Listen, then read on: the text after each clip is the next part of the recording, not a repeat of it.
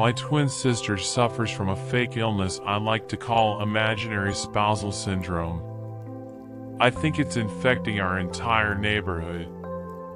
On the night of our 29th birthday, my twin sister got in a car accident. She was fresh out of surgery by the time I reached the hospital and more wrapped up than an Egyptian mummy.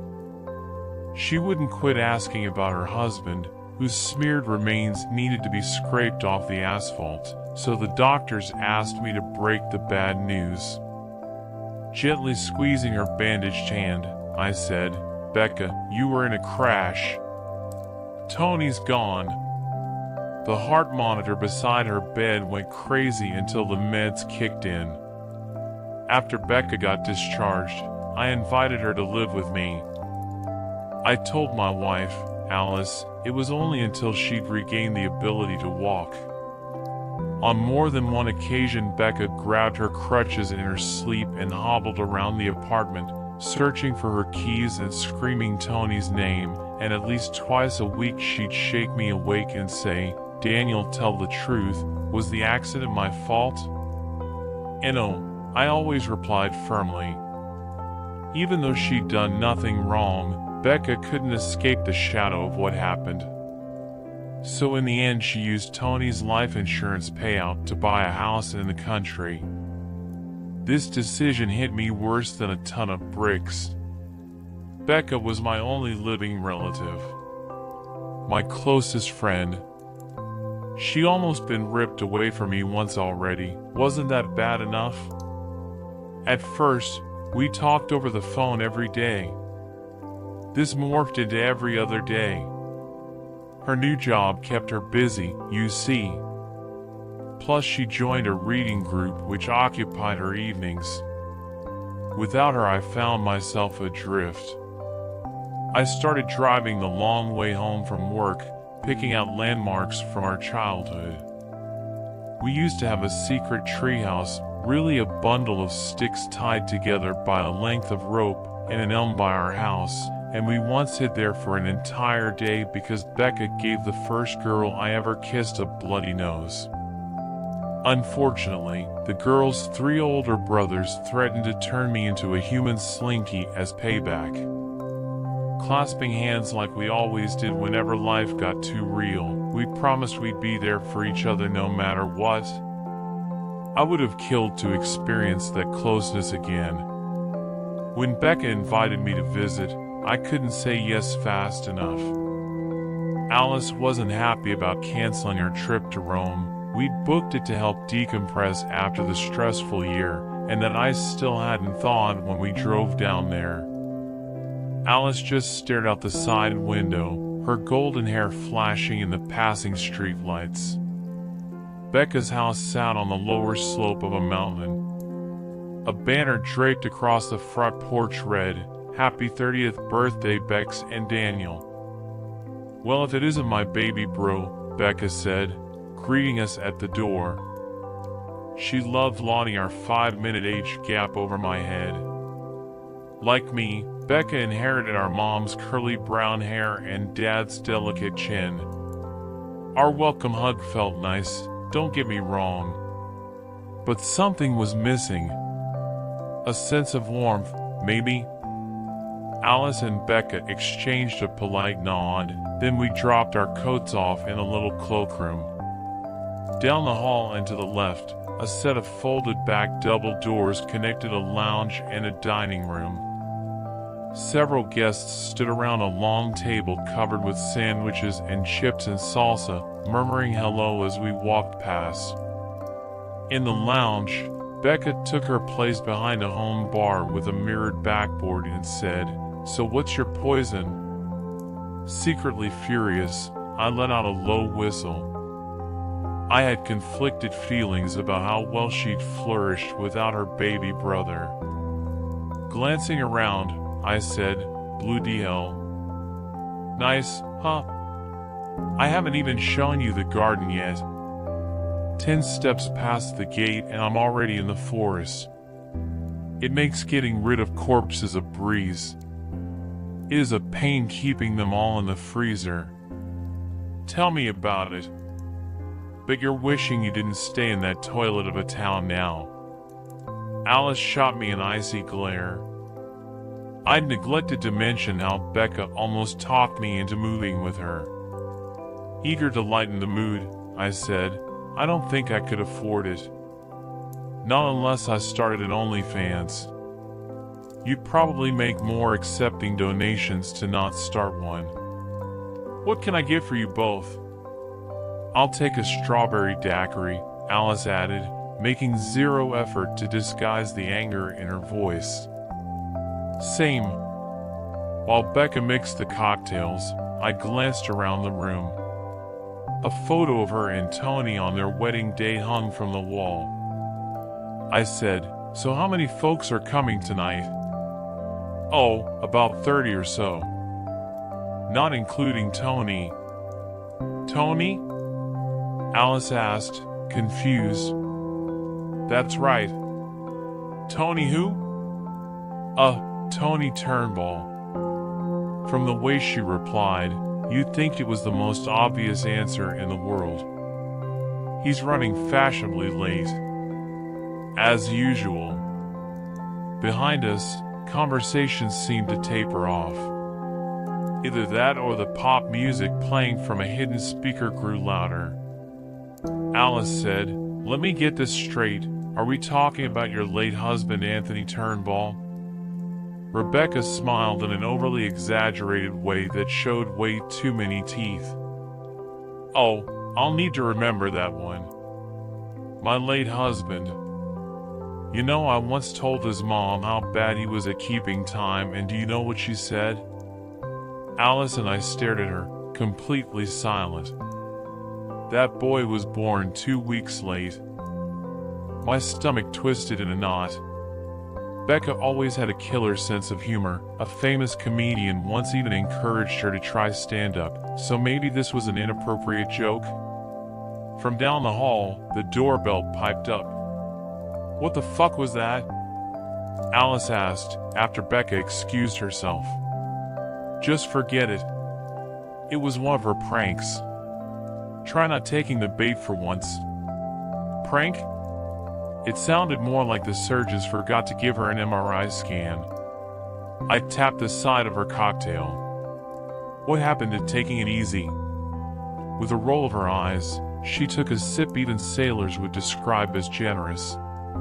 When she lifted her arm, the gold bracelets around her wrist clanked together.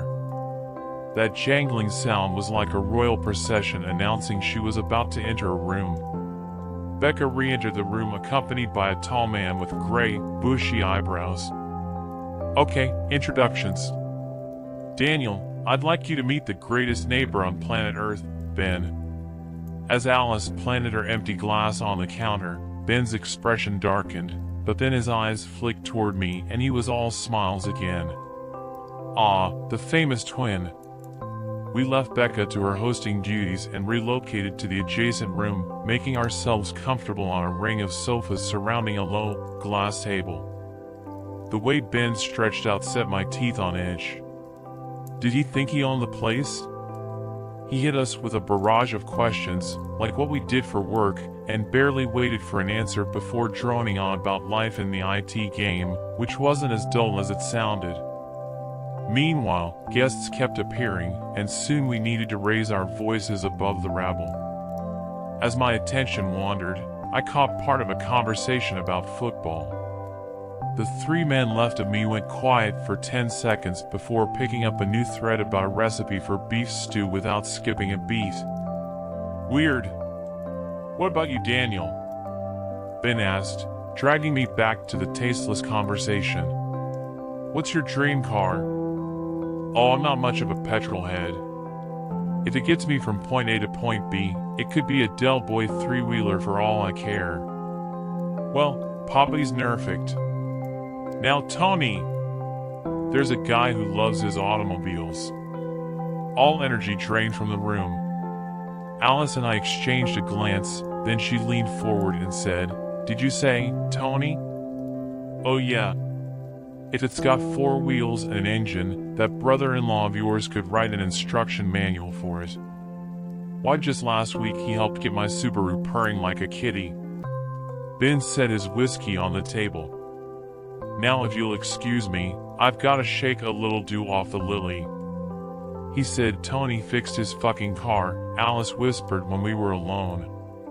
My ears do work, you know. Why is he talking like Tony's alive? It's just a joke. Becca told him to wind us up. Stop taking everything so seriously. Enjoy the party. Good idea. She shook her empty glass in my face, jewelry rattling away. Honestly, sometimes it amazed me that she could lift her arm at all. I marched over to the bar, glass in hand.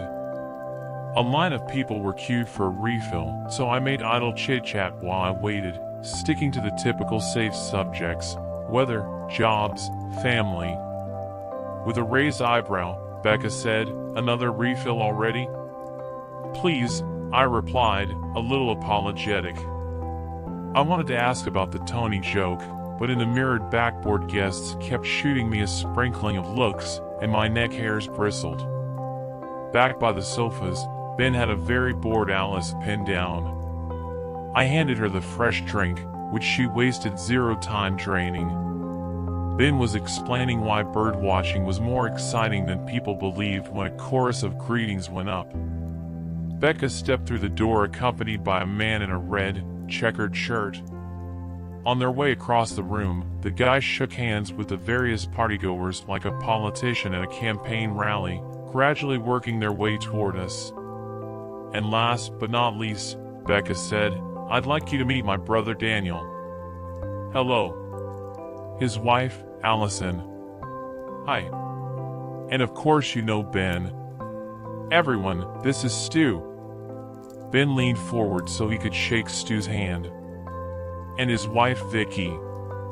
Without missing a single beat, Ben clasped an invisible hand inside his own.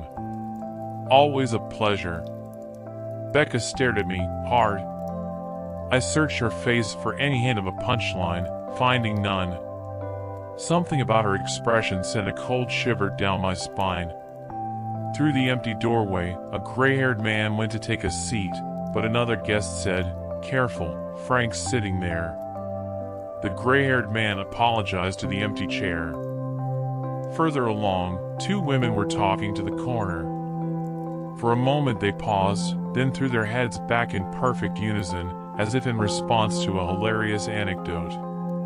This was no prank. I swallowed a gulp. Pleased to meet you." Attention shifted toward Alice, who, already well on her way to being drunk, stifled a laugh. "Delighted. Oh, and this is my friend, Bing Bong." She gestured at the corner.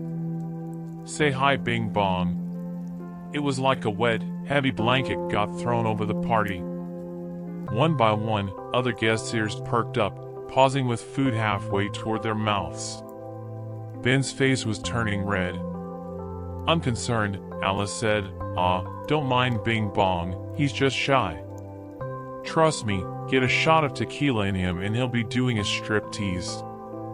My face started burning. Why did she always work so hard to embarrass me? Grabbing her by the arm, I said, "Excuse us." A cork shot out from a champagne bottle as we left the room, but the group holding it didn't react, just tracked us with their eyes. I marched Alice down the hall, hooking her arm because the alcohol had taken effect.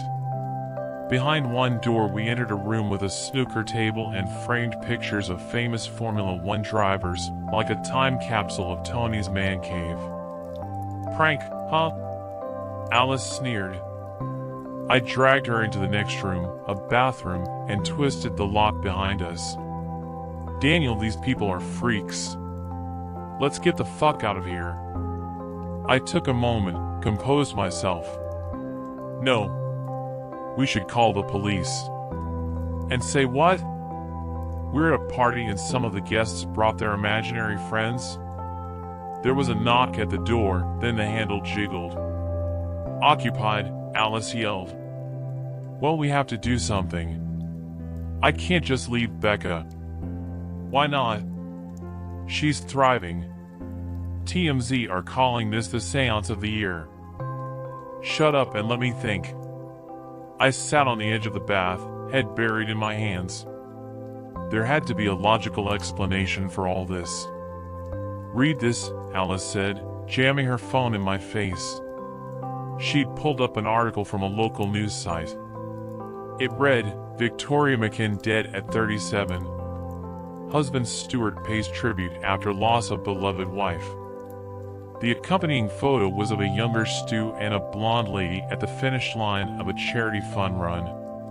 Get your keys. I'm not waiting for these freaks to bust out the Ouija board. No, I said, jumping to my feet. Becca must be caught up in this mess. As Alice threw her arms up in desperation, her jewelry made a complete racket, more grating than nails on a chalkboard. When are you gonna stop making excuses for that woman? I don't make excuses. Police. How many times did I tell you to say something about her using her phone and driving at the same time? And look how that turned out. We're not having this argument again. Yeah, insufficient evidence to press charges, she said in a mocking tone. My jaw clenched tight. Alice never once even tried to understand the strength of a twin bond. I'd lost touch with Becca. That meant whatever trouble she got tangled up in was my fault. Our birthday celebration had become a rescue mission. I said, okay, my keys are in my coat pocket. I'll get Becca, you grab our things and meet me by the car in 5 minutes. Fine. With a gut full of dread, I returned to the bar. Becca, I need to speak with you. In private. She opened her mouth to protest, but I hooked her by the arm. Surely you aren't planning to steal the hostess away? Ben asked, positioning himself between us and the door. Stay out of this. It's official twin business, I snapped. It's okay, Ben, Becca said. The bastard gave me a long, piercing stare before stepping aside. Becca gave him a nod, which he returned. I was too concerned with getting her safe from danger to care what it meant. I nudged Becca down the hall and out the front door. I tried wrangling her towards the car, but she fought me every step of the way and then twisted free from my grip. What the hell, Daniel? Facing her, I said, get in the car. No. Get in the car. No. I took a deep breath, composed myself. Okay, what the fuck is going on? Are you in a cult? Why would you even ask me that? Oh, I dunno. Maybe because you and those freaks keep acting like Tony's still alive? Or how about the pretend guests? Tony's stuck in traffic, she snapped. I grabbed her by the shoulders. Becca, I'm not being funny, but you do remember he died in that crash, right? He's stuck. In traffic. If you're in some kind of trouble, I'm here for you. No matter what. But I need you to tell me what's going on. I stared in her eyes, waiting for a response. Instead, she turned away. Alice was right. Coming here tonight was a mistake. An awkward silence fell over us. There was so much distance between us now. It was time to accept our relationship was finished. In a soft voice, Becca said, "Do you remember the night Dad had his heart attack?" "Yeah," I sighed. When the doctor broke the news, I literally couldn't breathe. I thought I was gonna pass out. Then the elevator doors slid open and you stepped out, and I ran to hug you, and do you remember what you told me? That we get through it so long as we had each other. That's right. And straight away I knew things would be okay. Who could have guessed all it'd take to make me a liar was a freak car accident? It wasn't the accident, Daniel. It was Allison. Confused, I faced her. What? How's this her fault? What do you want to list? The entire time I lived with you, it was like she had a skull painted on her face. She didn't. Or how about when I had nightmares about the crash? She'd make a big show about how annoyed she was I woke her up. Believe me, the message came through loud and clear: that woman despises me. Wait, why is this on her? Even if you two didn't see eye to eye, we wouldn't have drifted apart if you never moved away. I moved away because you pushed me away. I needed you, Daniel. After we made eye contact. The words were right there, caught in her throat. After the accident, you were all I had. Then suddenly I didn't even have that anymore. So I found a place where people supported each other.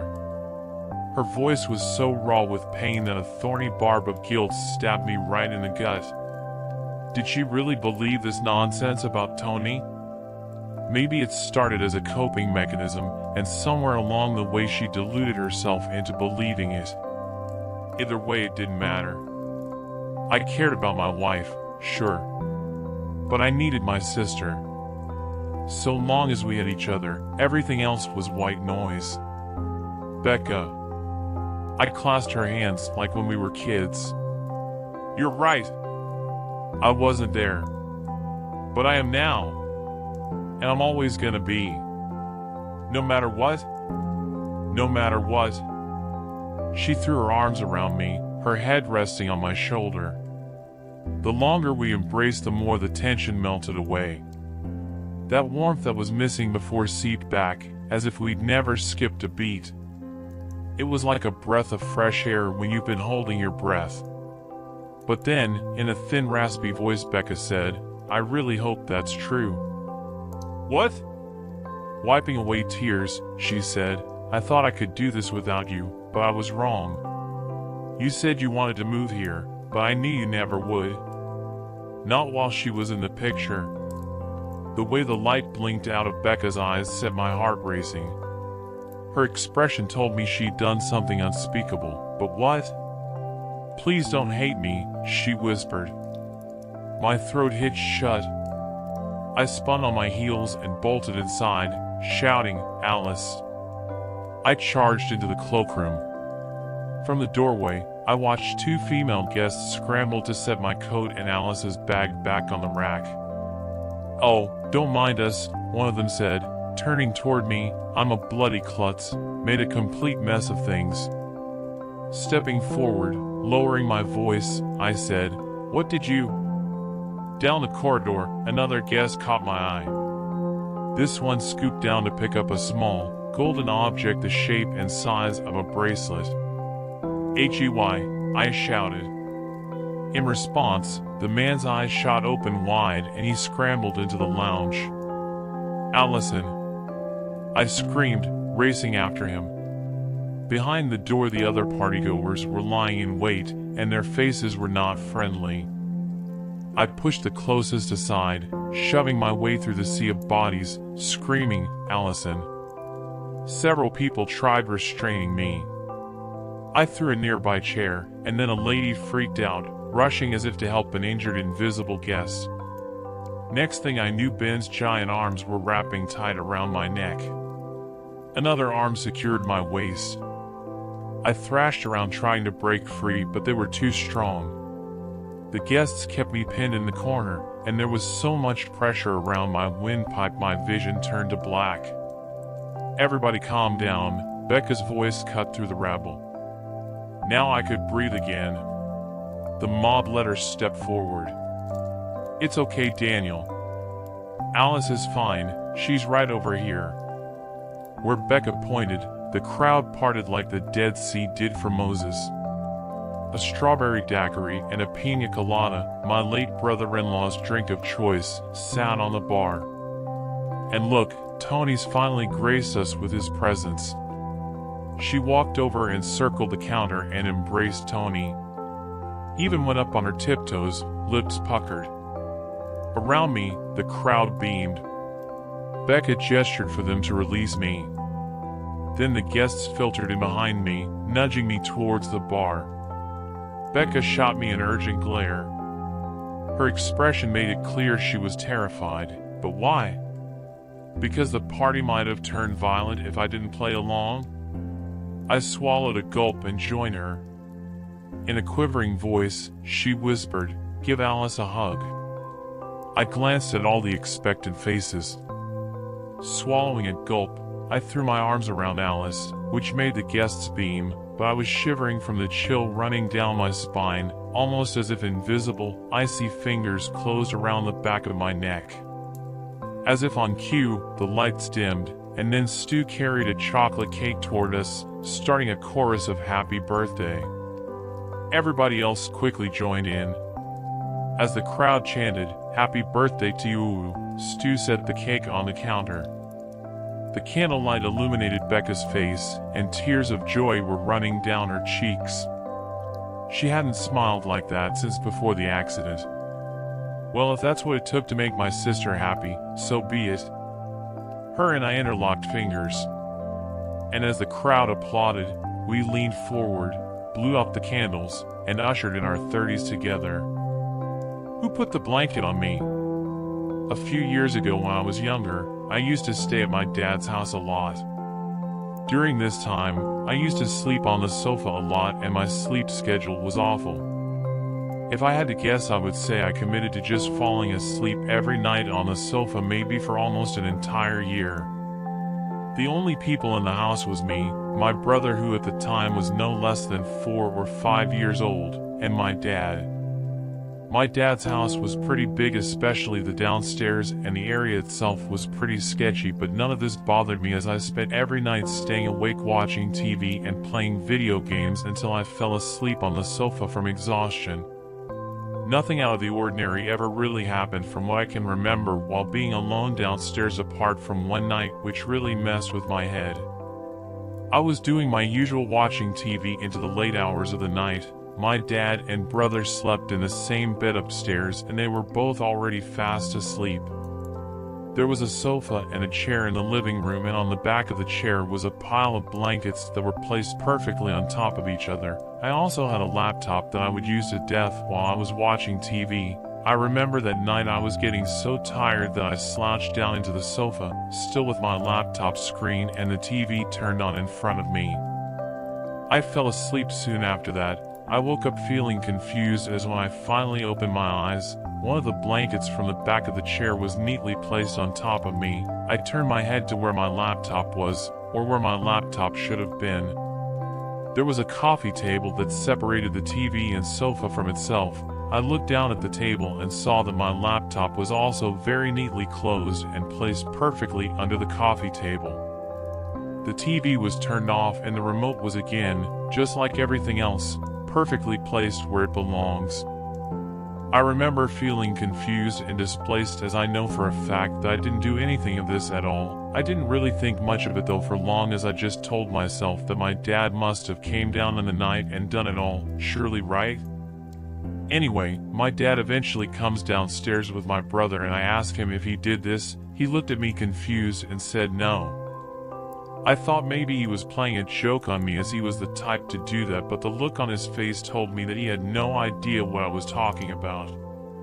My mind felt scattered. My brother couldn't have done it as he was only 4 and everything was so perfectly done, it wouldn't have been him at all. I started to get scared at the prospect of the entire thing. Did I sleepwalk and do it myself? I tried to convince myself that it must have been me sleepwalking, but it was still strange, as I've never sleepwalked at all before, and why would I put back everything where it belongs and get the blanket? And why was everything so perfectly done? Especially the fact that there was no indication that the second blanket was taken from the rest of the pile at all. If it was me, I would have been sure that I would have left a bit of a mess behind. I've heard of people sleepwalking and getting food, but this just wasn't like me at all. I would say I'm quite a deep sleeper apart from when someone touches me in my sleep. I've always been like that and I always immediately wake up. Wouldn't I have woken up if I felt a blanket being placed upon me? This continued to bother me for weeks on end, and even when I returned to my dad's house. I started sleeping upstairs in my actual bed again because of how freaked out I was. I did tell other people about the incident, but I just laughed it off with them, but even they were freaked out about it, which just made me feel worse. I started thinking about maybe it was a ghost, and I do believe in paranormal activity and the supernatural, but I've never really taken it seriously. Still to this day, I can't think of a logical explanation that would make complete sense of what actually happened while I was asleep. It isn't a deer. We live in Appalachia, my husband, daughter, and I, near to where Helene hit hardest, but far enough that we were spared any permanent damage. Still, a weather event of that proportion leaves a wheel. The morning after the skies stopped falling, Jay put on his work boots and hard hat, then took himself and his chainsaw a saunter around our 20 acres of forested mountainside, focusing mostly on our mile-long driveway. He got back early that afternoon, mud-spattered and sweating. I got the driveway clear. There were 13 trees across it, 13. I also saw where some trees fell on the power lines. I didn't touch those, he hastened, seeing my concern. I left those for the power company. They're better equipped. The work on our property was done. 11-year-old Alice and I had spent the morning clearing the debris from our porch and the clearing around our house. At least, the work my family could do was done. The only road out was blocked by that down power line, and cell service was spotty at best. We thought about checking on our neighbors, but the only one we knew by name was visiting her mother in Ohio, and walking onto someone else's property without an invitation could be dangerous in our area. Stories of hillbillies with their dogs and rifles have their origins in these mountains. So, helpless until the power company could finally reach us, one customer among millions, we went inside, grateful to be safe, grateful this outage wasn't like the one our first year here that had left us stranded in a snowstorm with no heat and no well water for 2 weeks. That one had nearly cost my husband his sanity. But we'd learned, and we now kept plenty of portable chargers, and ample cans in the pantry, and gallons of drinking water in the closet, and buckets of rainwater in the shed for flushing the toilet. I checked my phone. A trickle of data let me check in on the tragedy of Western NC. A murmured prayer, a sign of the cross. I tried to scroll down to see more, but the trickle had dried up. With a small sigh, I set down my phone and started setting up candles for sundown. Asterisk, asterisk, asterisk. The evening breeze, pleasantly cool, danced the curtains into the kitchen and made the candles frolic. Natural 20. Alice cried, peering into the dice tray. Yes, was Jay's enthusiastic response. Your arrow hits the ogre straight in the eye. Arp-plop-plops. And with that, quickly rolling some d6s and checking his scratch pad, the last of the ogres is dead. We both smiled at Alice, but she did not smile back, her eyes instead focused outside our glass front door. Sweetie, are you okay? I asked. I think I saw something. Outside. It was big. Jay and I both stood immediately. I moved beside Alice. Jay checked that both the lock and the deadbolt were in place. Black bears had become more common since COVID, so we knew the drill. When Jay started closing the windows, I hurried to help. Alice remained in the kitchen, peering past the reflection of the candles, into the darkness. Suddenly, she screamed and stumbled back. It's not a bear. It's a big deer. Only it doesn't look like a deer. My throat constricted, my heart raced. I'd read stories about the cryptids of Appalachia, about the Nana deer. Only those weren't true. The stories on scp-wiki.wiki.com are made up. Hell, the whole SCP Foundation is made up. And then it was on the porch. Ploddingly, it drew closer, its legs seeming backward, seeming as though they should creak and groan, though the world outside had gone deadly silent. Its eyes, too far forward, made contact with mine, then shifted to Alice. It tilted its head, its neck appearing to break in the process. And then its mouth, its hideous, predator-toothed mouth opened, and an impossible voice ground out, "Let me in." The spell broke. I shrieked, grabbed Alice, ran from the kitchen. Where was Jay? "Jay!" I screamed, then saw him at our bedroom window, transfixed. Outside the bedroom window stared another Nana-deer.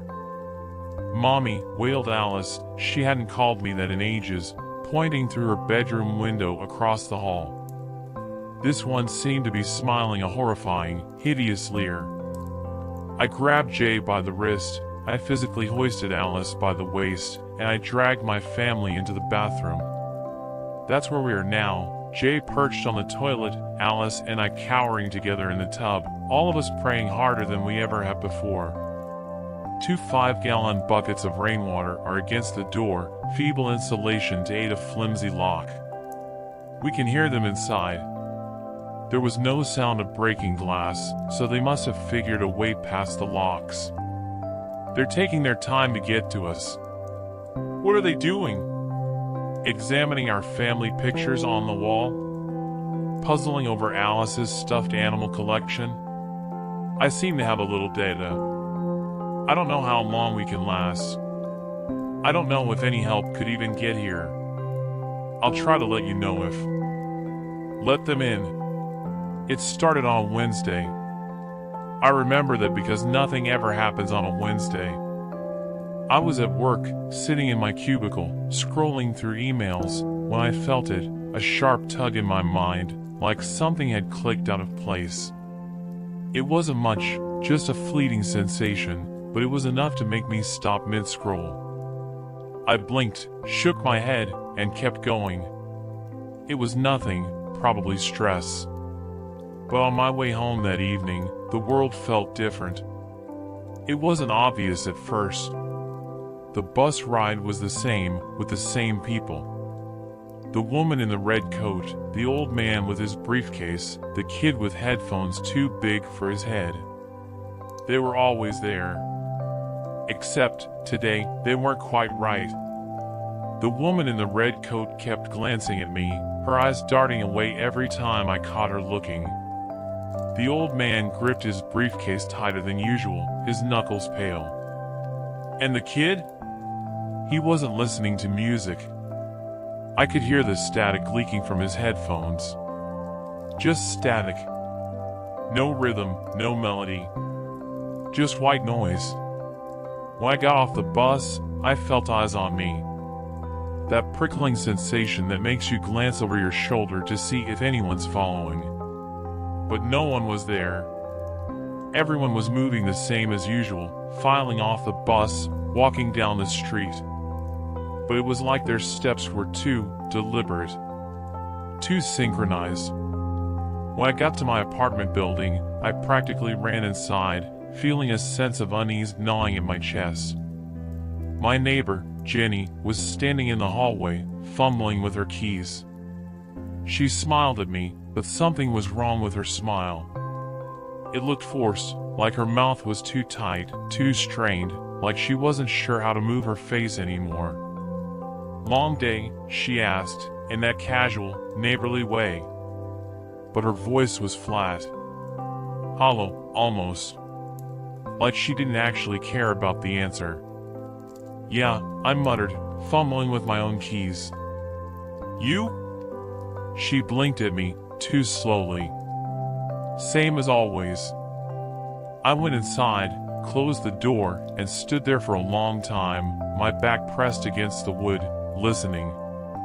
Her footsteps didn't move. She stayed in the hallway for far longer than she should have, just standing there. I could hear her breathing. When I checked the peephole, she was gone. That night, I couldn't sleep. It wasn't that I felt watched, although that was part of it. It was more that everything around me felt wrong. The silence was too thick, too dense. I could hear the faintest hum, like the world itself was vibrating beneath my feet, waiting for something. I stared at the ceiling until my eyes burned, until I finally drifted into a restless sleep. And when I woke up the next morning, everything was the same. But also not. People were acting normal. Or at least, they were trying to. But as I walked to work, the cracks started showing. A man in a suit stood perfectly still at the corner, waiting for the light to change. But when I looked closer, I realized his eyes weren't blinking. He was staring straight ahead, unblinking, motionless. Not even breathing. A woman with a stroller passed by, and I swear to God, the baby wasn't moving. Just laying there, its eyes wide open, staring straight up, mouth slightly open in a frozen expression. At work, things were worse. My coworkers, people I'd known for years, were acting off. They'd smile too long, their mouths twitching at the corners. They'd laugh at things that weren't funny. And sometimes, in the middle of a conversation, they'd stop, just stop, and stare at me like they were waiting for something. At lunch, I asked my friend Mark if he'd noticed anything strange. Strange, he said, stabbing at his salad with his fork, his movements too mechanical. Like what? I don't know, people. They're acting weird. Mark gave me a look, but his face didn't seem right. His eyes were too wide, his mouth stretching unnaturally. You're just tired, man. Maybe you need a break. Maybe I did. But as we talked, I couldn't stop staring at his hands. They didn't stop moving, even when he wasn't talking. They twitched, flexed, tapped the table. Like they had a mind of their own. I looked around the cafeteria, and suddenly, I noticed it. Everyone's hands were moving. Twisting, tapping, fidgeting. But their faces stayed perfectly still. I left work early that day, telling myself it was just in my head, but deep down, I knew something was happening. The world wasn't the same anymore. People weren't the same. And the worst part? I could feel it starting in me too. That evening, I stood in front of the bathroom mirror, staring at my reflection. My face looked the same, but I didn't feel like me. My smile didn't look right. I tried to smile, tried to make it normal, but the corners of my mouth stretched too wide, too tight, like I wasn't in control of it anymore. My hands were shaking. And not just from fear. They wouldn't stop twitching, jerking in tiny, uncontrollable movements. By the time I got to bed, my whole body felt wrong. My skin felt too tight, like it was stretching over bones that weren't mine. I lay there, staring at the ceiling, trying to calm myself down, but the hum was louder now. I could feel it, like a low, vibrating pulse under the mattress, in the walls, under my skin. I closed my eyes, but it didn't help. The darkness behind my eyelids was alive, shifting and pulsing, full of shadows that shouldn't have been there. And just as I was drifting off, I heard it. A knock. It was faint, but unmistakable. A slow, deliberate knock at my bedroom door. I sat up, heart racing, listening. Another knock, and then a voice. "Let us in." It was my neighbor, Jenny. But her voice was wrong, just like her smile had been. Flat, hollow, like a recording. Another knock. "Let us in." I didn't move. I couldn't. Then, more voices joined hers. Mark.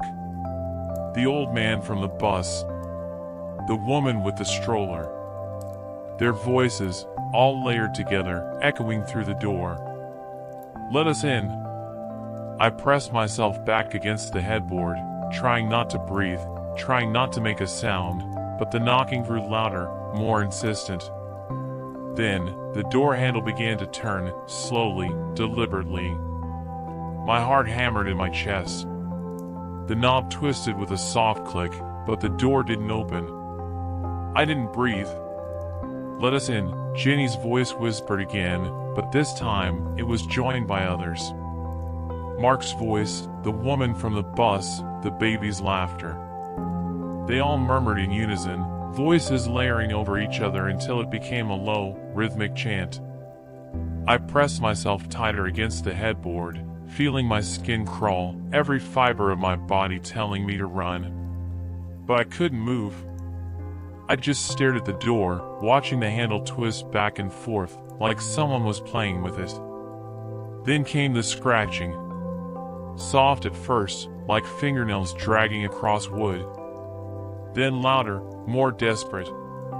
Scratches, scrapes, until it sounded like claws raking the door from the other side. My throat tightened. My hands began to shake. I wanted to scream, but my voice caught in my chest. All I could do was press my hands against my ears, trying to block it out, but the sound, the voices, the scratching, was inside my head. "Let us in." My reflection flickered in the mirror across the room. I hadn't noticed it before, but now, I couldn't look away. The dim light cast strange shadows on my face, and for a moment, it didn't even look like me. The scratching stopped. The door didn't open, but the air felt different now, heavier, thicker, like I was underwater. I glanced at the mirror again.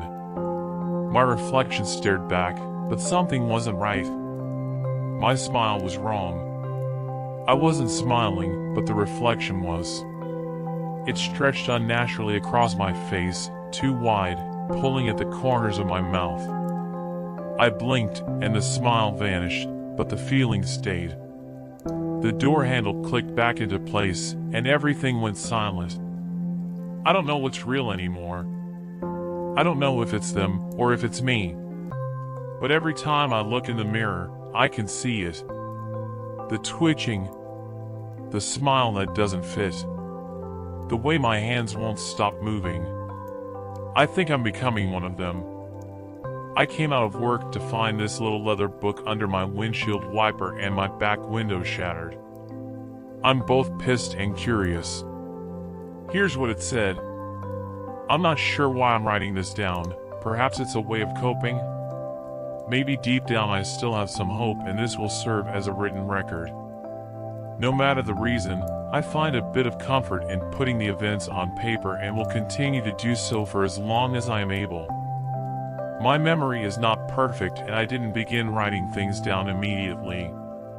It took a while for Helen and I to accept our situation. We were just your average American couple in their late 20s. We had just attended a football game with our little Bud and were attempting to return to our car when we entered the lot. September 8th, 23. Bud had grown cranky. Neither of us were big fans of the teams playing, so we elected to leave the game a little early. It would give us a chance to beat traffic, we reasoned.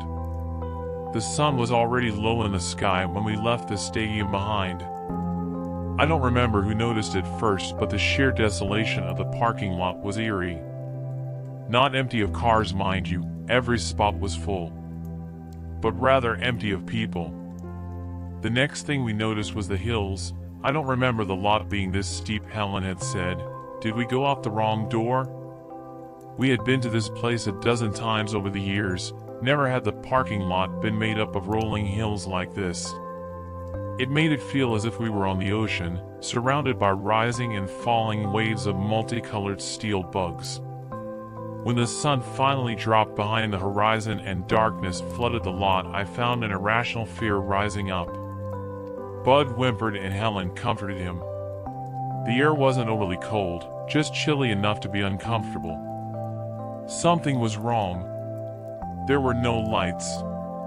Not only were there no lights in the lot, there were none on the distant hills. No buildings rose up. I looked in every direction. All I could see was the ever-darkening lines of cars. It simply couldn't be. September 9th, 23. We had walked all night, taking turns carrying Bud. The sun rose, revealing the endless cars. Our phones didn't work. There was no service. We fought. I blamed the stress and sleep deprivation.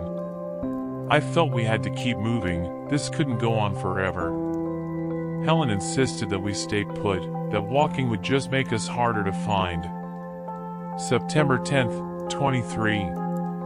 We didn't want to, but we broke into someone's car. They had a pack of water in their back seat. We needed it. I left a note just in case. September 11th, 23. The infighting was replaced by silence. Our feet hurt. We must have walked a dozen miles by now. September 12th, 23. It was worrying how accustomed we had become to breaking into strangers' vehicles. We slept in a conversion van that night. September 20th, 24. We left the van, the food had ran out and the batteries were dead. It had given us a chance to rest our legs. I worried Bud isn't getting the nutrients he needs. September 22nd, 23. I had tried a few times before with no luck. This time I got it started. It was an older Ford pickup. But my joy was short-lived once I realized I couldn't steer it. We used the running engine to stay warm that night and to charge our phones. They didn't have service, but they felt like our last connection to the real world. September 23rd, 23. I saw a deer today. It's the first living thing I've seen since this started. September 24th, 23. Bud was sleeping, Helen and I got intimate. We're going to have to be more careful, a pregnancy would be disastrous. September 25th, 23. Call it naive living, but we have settled into a comfortable routine. Bud rides in a wagon we found along with our extra food and water. While I have grown tired of hot dogs, granola bars, and candy, we won't be starving anytime soon. Water bottles are the most common thing we find. Occasionally we will come across a vehicle filled with groceries. October 8th, 23. It has been a month. Despite our less than ideal diet, Helen and I are quite lean. I don't know how many miles we have walked. I'm on my third pair of shoes at this point. Luckily, the weather is still mild. I don't know what we're going to do if it starts to freeze. Bud has grown, the little rascal is always getting into things. October 15th, 23. I haven't told Helen. There's been a shift. The food we're finding is more stale than before. But it's not just the food. The vehicles are older. I don't know when the shift started, as it was so gradual. The newest vehicle I've seen all day was a 2010 Toyota. October 30th, 23. We decided to turn back. Not only have the vehicles grown older yet, but food and water are more scarce. The tipping point was the discovery of a line of cars with the windows smashed. It felt ominous. We will be returning to greener pastures. November 2nd, 23. It didn't work. I don't think the law will let us go back. November 3rd, 23. I did an experiment last night. I marked a car as we passed it. This morning I tried to return and the car wasn't there. What if Helen and I had decided to look in different directions? The very thought of it makes me sick. I don't even want to leave Bud in a separate vehicle while we make love. I couldn't imagine the horror of not being able to find him again. November 12th, 23. We can't go back. We don't want to go forward. The leaves one option. We will be staying put. I erected a flagpole from what I could find. Even though it is visible from quite a distance, we still travel as a trio everywhere. November 15th, 23. It wasn't easy, but we managed to move multiple vehicles. We have a square of vans. In the center we carpeted the asphalt and set up bench seats as couches. I was never much of a hands-on guy before this. Necessity has forced me to learn.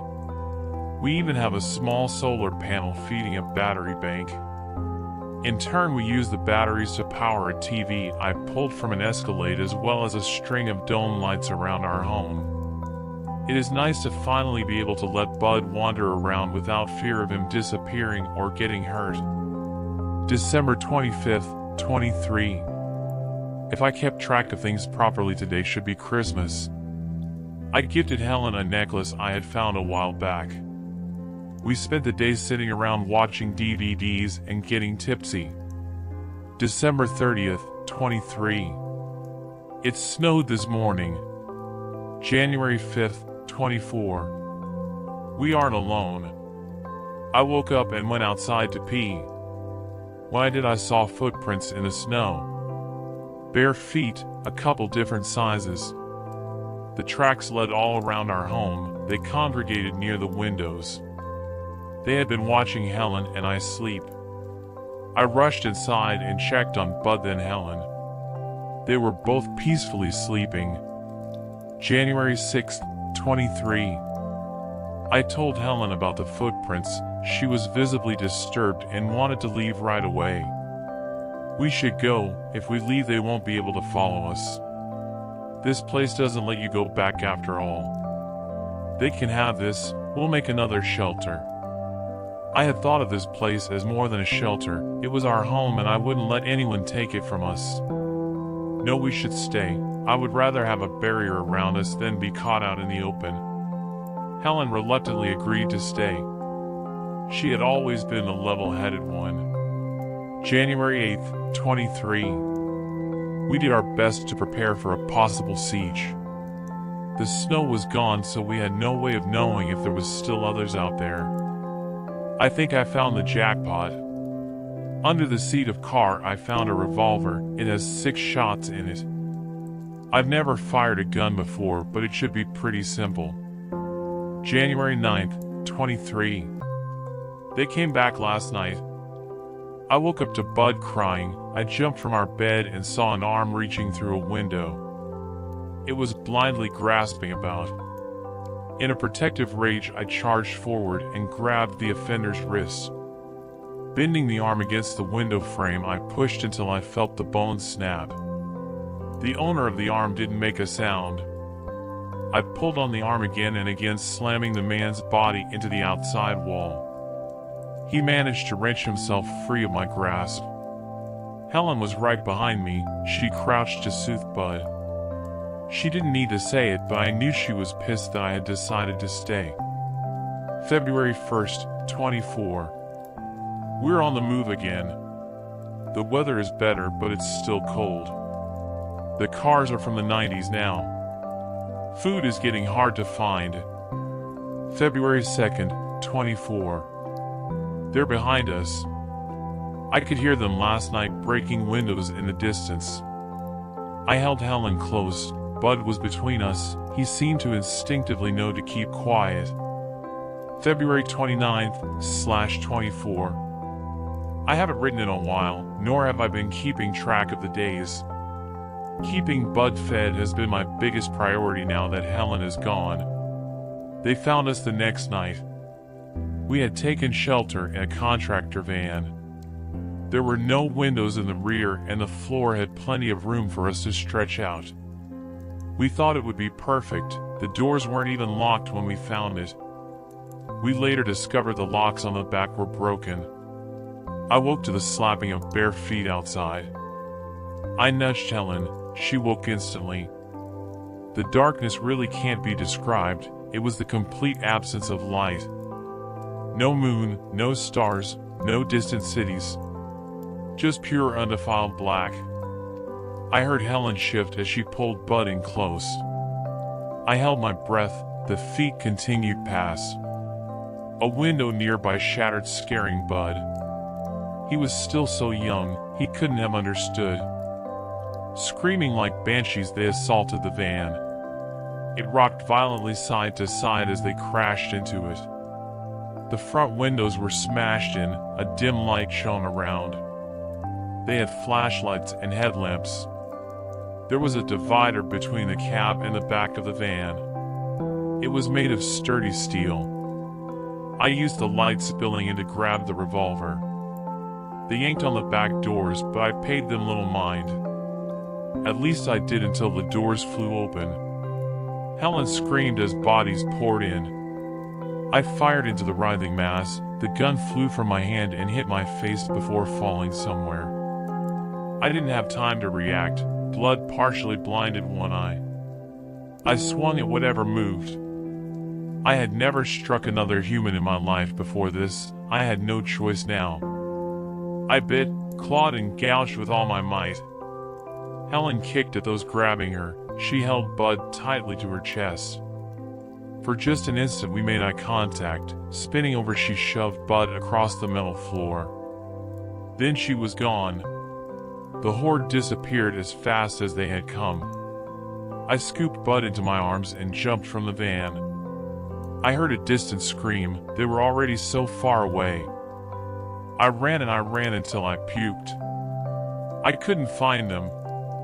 I was alone in the dark, the damned silent darkness that enveloped everything. The van was gone, all of our supplies along with it. I struggled to get Bud to eat. He was so heavy to carry. The cars were mostly empty. Finally, after a couple days, I found a 4-door Maverick. The keys were in it. There was a stroller in the trunk as well. The engine grew rougher with time. I kept it going by punching holes in the gas tanks of other cars. I noticed the gas was yellow now. It still worked, but not well. The car died next to a 1931 Chevy. My dad had one when I was a kid. Just like this one, his wouldn't start either. I would be walking again. At least the car had given me a chance to cover a lot of ground and build up a stockpile of supplies. March 1st, 24. I found a cowboy rifle in the back window of a truck. The glove box contained 2 boxes of bullets. I placed Bud in a car where his ears would be safe and did some practice shooting. The rifle was much easier to handle. I almost felt confident that I could defend myself with it if needed. March 2nd, 24. I shot a deer. I cried over it and I don't know why. I spent all day using the engine of a car to cook the meat. It wasn't easy, but food is getting scarce. March 3rd, 24. I'm a fool. I woke up in the middle of the night to the most terrifying snarling and growling. I held Bud close and prayed whatever was out there wouldn't find us. When the sun came up, I found the deer carcass strewn about. Our stroller was destroyed as well. This was a new threat. In the blood I could make out paw marks. Be it rabid dogs or wolves, I didn't care. Either could be a death sentence. I quickly saved what I could and left the area. March 5th, 23. I've lost track of my days a couple times, not that it really matters. Food and water are so scarce I doubt we will survive much longer. I don't even recognize the cars anymore. Doodlebugs maybe? I don't know. They don't offer much shelter unless you find an enclosed one. March 8th, 24. I miss Helen. I didn't walk today. Too hungry, I sat and I cried for a good long time. I buried my wedding ring in a pothole and placed a cross above it.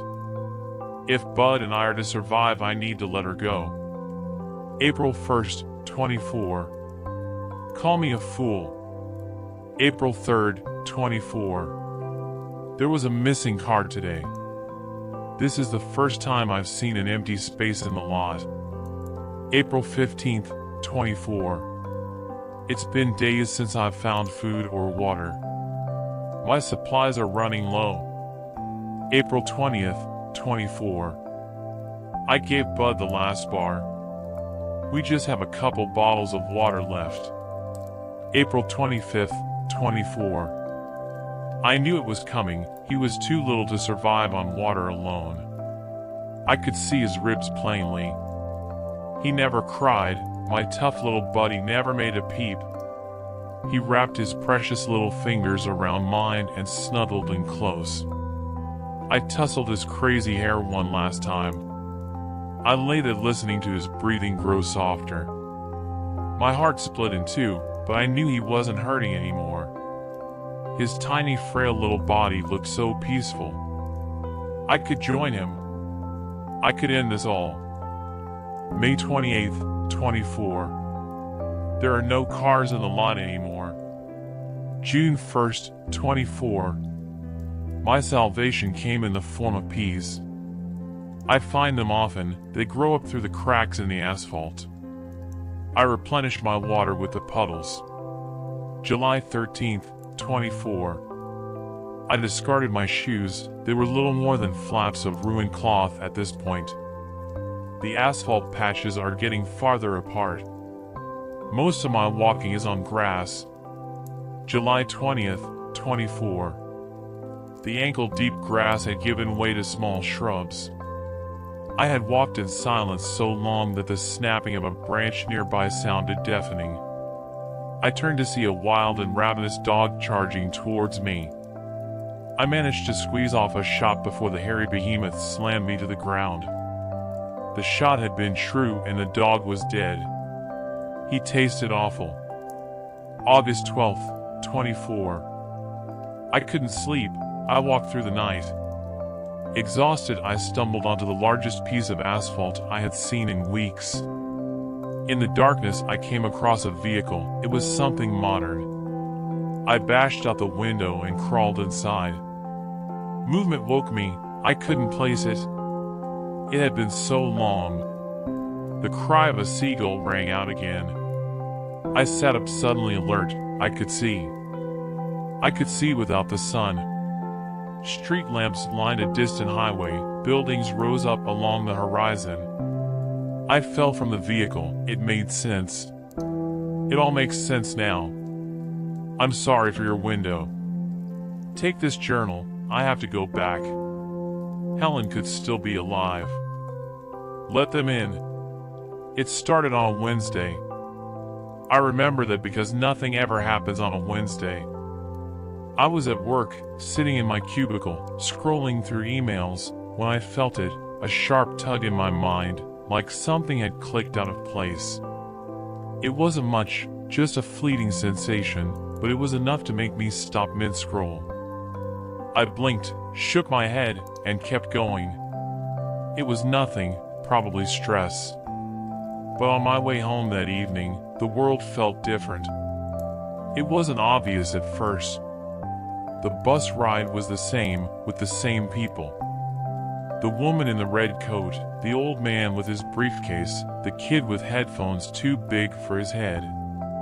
They were always there. Except, today, they weren't quite right. The woman in the red coat kept glancing at me, her eyes darting away every time I caught her looking. The old man gripped his briefcase tighter than usual, his knuckles pale. And the kid? He wasn't listening to music. I could hear the static leaking from his headphones. Just static. No rhythm, no melody. Just white noise. When I got off the bus, I felt eyes on me. That prickling sensation that makes you glance over your shoulder to see if anyone's following. But no one was there. Everyone was moving the same as usual, filing off the bus, walking down the street. But it was like their steps were too deliberate, too synchronized. When I got to my apartment building, I practically ran inside, feeling a sense of unease gnawing at my chest. My neighbor, Jenny, was standing in the hallway, fumbling with her keys. She smiled at me, but something was wrong with her smile. It looked forced, like her mouth was too tight, too strained, like she wasn't sure how to move her face anymore. "Long day?" she asked, in that casual, neighborly way. But her voice was flat. Hollow, almost. Like she didn't actually care about the answer. "Yeah," I muttered, fumbling with my own keys. "You?" She blinked at me, too slowly. Same as always. I went inside, closed the door, and stood there for a long time, my back pressed against the wood, listening. Her footsteps didn't move. She stayed in the hallway for far longer than she should have, just standing there. I could hear her breathing. When I checked the peephole, she was gone. That night, I couldn't sleep. It wasn't that I felt watched, although that was part of it, it was more that everything around me felt wrong. The silence was too thick, too dense. I could hear the faintest hum, like the world itself was vibrating beneath my feet, waiting for something. I stared at the ceiling until my eyes burned, until I finally drifted into a restless sleep. And when I woke up the next morning, everything was the same. But also not. People were acting normal. Or at least, they were trying to. But as I walked to work, the cracks started showing. A man in a suit stood perfectly still at the corner, waiting for the light to change. But when I looked closer, I realized his eyes weren't blinking. He was staring straight ahead, unblinking, motionless. Not even breathing. A woman with a stroller passed by, and I swear to God, the baby wasn't moving. Just laying there, its eyes wide open, staring straight up, mouth slightly open in a frozen expression. At work, things were worse. My coworkers, people I'd known for years, were acting off. They'd smile too long, their mouths twitching at the corners. They'd laugh at things that weren't funny. And sometimes, in the middle of a conversation, they'd stop, just stop, and stare at me like they were waiting for something. At lunch, I asked my friend Mark if he'd noticed anything strange. Strange, he said, stabbing at his salad with his fork, his movements too mechanical. Like what? I don't know, people. They're acting weird. Mark gave me a look, but his face didn't seem right. His eyes were too wide, his mouth stretching unnaturally. You're just tired, man. Maybe you need a break. Maybe I did. But as we talked, I couldn't stop staring at his hands. They didn't stop moving, even when he wasn't talking. They twitched, flexed, tapped the table. Like they had a mind of their own. I looked around the cafeteria, and suddenly, I noticed it. Everyone's hands were moving. Twisting, tapping, fidgeting. But their faces stayed perfectly still. I left work early that day, telling myself it was just in my head, but deep down, I knew something was happening. The world wasn't the same anymore. People weren't the same. And the worst part? I could feel it starting in me too. That evening, I stood in front of the bathroom mirror, staring at my reflection. My face looked the same, but I didn't feel like me. My smile didn't look right. I tried to smile, tried to make it normal, but the corners of my mouth stretched too wide, too tight, like I wasn't in control of it anymore. My hands were shaking. And not just from fear. They wouldn't stop twitching, jerking in tiny, uncontrollable movements. By the time I got to bed, my whole body felt wrong. My skin felt too tight, like it was stretching over bones that weren't mine. I lay there, staring at the ceiling, trying to calm myself down, but the hum was louder now. I could feel it, like a low, vibrating pulse under the mattress, in the walls, under my skin. I closed my eyes, but it didn't help. The darkness behind my eyelids was alive, shifting and pulsing, full of shadows that shouldn't have been there. And just as I was drifting off, I heard it. A knock. It was faint, but unmistakable. A slow, deliberate knock at my bedroom door. I sat up, heart racing, listening. Another knock, and then a voice. "Let us in." It was my neighbor, Jenny. But her voice was wrong, just like her smile had been. Flat, hollow, like a recording. Another knock. "Let us in." I didn't move. I couldn't. Then, more voices joined hers. Mark. The old man from the bus. The woman with the stroller. Their voices, all layered together, echoing through the door. "Let us in." I pressed myself back against the headboard, trying not to breathe, trying not to make a sound, but the knocking grew louder, more insistent. Then, the door handle began to turn, slowly, deliberately. My heart hammered in my chest. The knob twisted with a soft click, but the door didn't open. I didn't breathe. "Let us in," Jenny's voice whispered again, but this time, it was joined by others. Mark's voice, the woman from the bus, the baby's laughter. They all murmured in unison, voices layering over each other until it became a low, rhythmic chant. I pressed myself tighter against the headboard, feeling my skin crawl, every fiber of my body telling me to run. But I couldn't move. I just stared at the door, watching the handle twist back and forth, like someone was playing with it. Then came the scratching. Soft at first, like fingernails dragging across wood. Then louder, more desperate. Scratches, scrapes, until it sounded like claws raking the door from the other side. My throat tightened. My hands began to shake. I wanted to scream, but my voice caught in my chest. All I could do was press my hands against my ears, trying to block it out, but the sound, the voices, the scratching, was inside my head.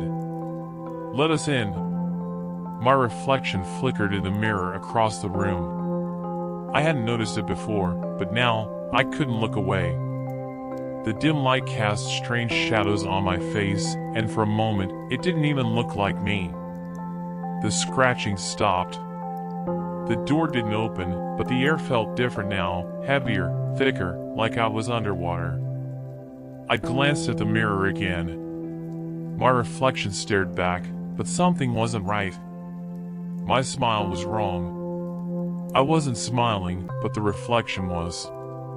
It stretched unnaturally across my face, too wide, pulling at the corners of my mouth. I blinked, and the smile vanished, but the feeling stayed. The door handle clicked back into place, and everything went silent. I don't know what's real anymore. I don't know if it's them, or if it's me. But every time I look in the mirror, I can see it. The twitching, the smile that doesn't fit, the way my hands won't stop moving. I think I'm becoming one of them, and I don't know how to stop it. The year my office's Halloween potluck ended in horror. It was just another Thursday at the office. The fluorescent lights flickered overhead as I sat at my desk, staring blankly at my computer screen. I should have been working on my monthly budget report, but all I could think about was the ache in my stomach and the impending doom of the yearly office Halloween party. As if summoned by my thoughts, the office began to buzz with excitement.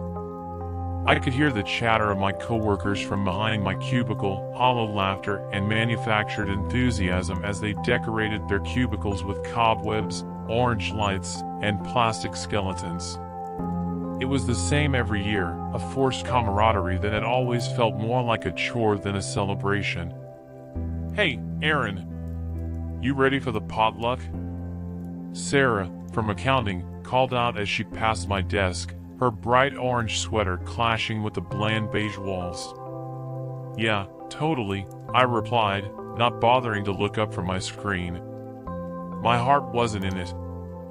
I had felt sick for days, but I couldn't leave.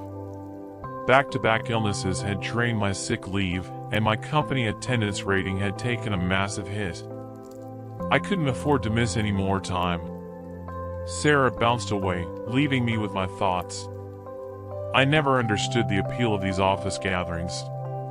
It was as if everyone had decided that pretending to enjoy each other's company for a few hours was worth the effort of dressing up and bringing food. But I didn't care. The only thing I wanted was to survive the day and go home and crawl in my bed. I clicked through spreadsheets, trying to focus on the report due next week, but my stomach churned uneasily. It made me feel even less inclined to partake in the festivities.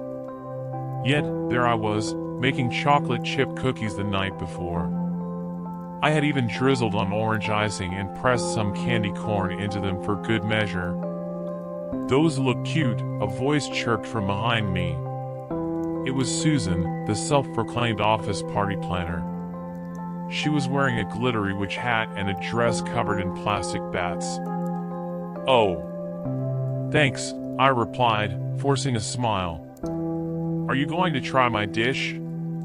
Susan beamed, her eyes sparkling with enthusiasm. "What did you make?" I asked, despite myself. "Witch's brew pudding," she exclaimed. "It's a secret recipe. You'll love it." I managed to nod, though my stomach turned at the thought of eating whatever concoction she'd cooked up. "Sounds great. Just you wait." Susan winked before skipping off to her desk, leaving me with a strange mix of dread and reluctance. As the clock inched closer to noon, the buzz of excitement grew louder, permeating every corner of the office. One by one, my coworkers filed into the break room, each unveiling their own Halloween-themed creations. There were the usual suspects: a bowl of ghostly pasta salad, cupcakes decorated like monsters, and red punch that bubbled in a plastic cauldron. The smell of various dishes wafted through the air, competing with the sharp scent of cleaning products and warm copy paper that never quite went away. I stood back, watching as everyone got in line for the buffet table, filling their plates with colorful food, laughing and mingling like they were old friends. I couldn't shake the feeling of being an outsider. As I surveyed the spread, I felt a wave of nausea wash over me. My body was protesting, begging me not to eat anything. "Just a few more hours," I whispered to myself, clenching my jaw in frustration. When I finally mustered the courage to grab a plate, I filled it with a few of the safer options: some chips, one of my cookies, and a very light scoop of Susan's pudding, mostly to avoid her relentless questioning about whether I had tried it. "Hey, Aaron, let me know what you think of the pudding," Susan insisted, appearing beside me like a ghost, her excitement palpable. "I changed my recipe this year." "Oh, how'd you make it?" I asked, feigning interest. "Oh, you know," she waved a hand dismissively. "Just an old family recipe. But this year, I added a little something to give it a kick. I promise it's delicious." I forced a laugh, the ache creeping back into my gut. "Sure, yeah, I'll give it a try." The laughter around me grew louder, but I barely heard it. I was watching the small group of coworkers clustered around the punch bowl. They were sharing stories and laughter, but it felt like a mask. Everyone seemed to just be pretending to enjoy each other's company when we were merely coworkers navigating through the corporate grind. As the clock ticked toward 1 p.m., I settled at a corner table, trying to stay unnoticed. It was quiet here, and I felt more at ease away from the clamor. I nibbled at the chips, but the heaviness in my stomach made it hard to enjoy anything. I began to get that cold sweat feeling you get right before you hurl. I closed my eyes, trying to take a minute for myself, when suddenly a scream pierced the air, cutting through the laughter like a knife. My heart raced as I turned to see Jennifer from marketing clutching her throat, her face turning an alarming shade of red. "Oh my God," someone shouted. "What's happening?" I said. "Is she choking?" Eddie, from IT, yelled, rushing to her side. I watched in horror as Jennifer staggered back, her hands desperately clawing at her throat. Panic spread through the room as more people turned toward the commotion. She fell to the ground, gasping for air, and within moments, she lay motionless, her eyes wide and bloodshot. "Someone help her!" I screamed, my voice barely cutting through the rising chaos. The laughter that had filled the air only moments ago turned to shouts of confusion and terror. A few people rushed toward Jennifer, but as they approached, I saw Eddie clutch his stomach, his face contorting in agony. "Ah," he groaned, doubling over. A wave of nausea crashed over me, the feeling of panic and fear mixing with the already present feeling of illness. My pulse quickened, and bile began to rise in my throat. I stumbled backward, my heart racing. Eddie! Sarah cried, rushing to his side as he fell to his knees, retching violently. The sound was horrifying, guttural, desperate. I could see the remnants of the red punch he'd just consumed spew onto the floor, mixed with bile. "What the hell is going on?" Sarah yelled, backing away. I didn't want to believe it, but something felt wrong, more than just a flu season or a simple case of bad food. From my corner of the room, I watched as panic spread like wildfire. People began to collapse one by one, faces turning purple, their bodies seizing as if gripped by an invisible hand. I spotted Susan at the edge of the crowd, her eyes wide with shock. "Call 911, someone shouted, but the chaos drowned out any rational thoughts. No one was thinking straight anymore. The office, once filled with laughter and the smell of baked goods, transformed into a scene from a nightmare. Sarah fell next, her mouth foaming as she tried to scream, but only choked sounds escaped her lips. Panic morphed into pure horror. All of my coworkers were now sprawled across the ground, some convulsing, a red viscous liquid coming from their mouths. Others now lay completely still. I vomited into a trash can, the mix of fear, adrenaline, and illness all finally coming to a head. Aaron Susan's voice pierced the noise, startling me. "You have to try the pudding. Are you fucking insane?" I shouted. "You're worried about your stupid pudding? Look at everyone." Susan smiled, unnaturally calm in the chaos. Month after month, year after year, birthdays, holidays, I pour my heart into this office. I plan the parties. I buy all the decorations. And what do I get? Nothing. I'm never appreciated. I see the ways people roll their eyes when I pass by. But this Halloween is different. Now they'll see. Now they see they should have appreciated me. I took a step back, my heart racing. "The pudding? What did you do to it?" "Oh. It's a secret family recipe." Susan insisted, but her frantic demeanor was starting to unnerve me. Her smile had slipped, revealing something darker lurking beneath the surface. More bodies crumpled to the floor, and the stench of sweat and vomit filled the air. I stumbled, narrowly avoiding tripping over the limp body of Eddie, now lying face first on the ground. My stomach lurched, and I pressed a hand over my mouth to stifle the rising nausea. "Somebody help! Please!" I called out, but no one answered. Everyone was too busy succumbing to the terror that had been unleashed by Susan. I felt trapped, suffocated by the chaos, frozen in fear. The room felt eerily silent, except for the sounds of my own ragged breathing. The realization hit me hard. Everyone was gone. All my coworkers, people I'd shared mundane conversations with over coffee for years, were now all lifeless on the floor. It felt surreal, like a scene from a horror film.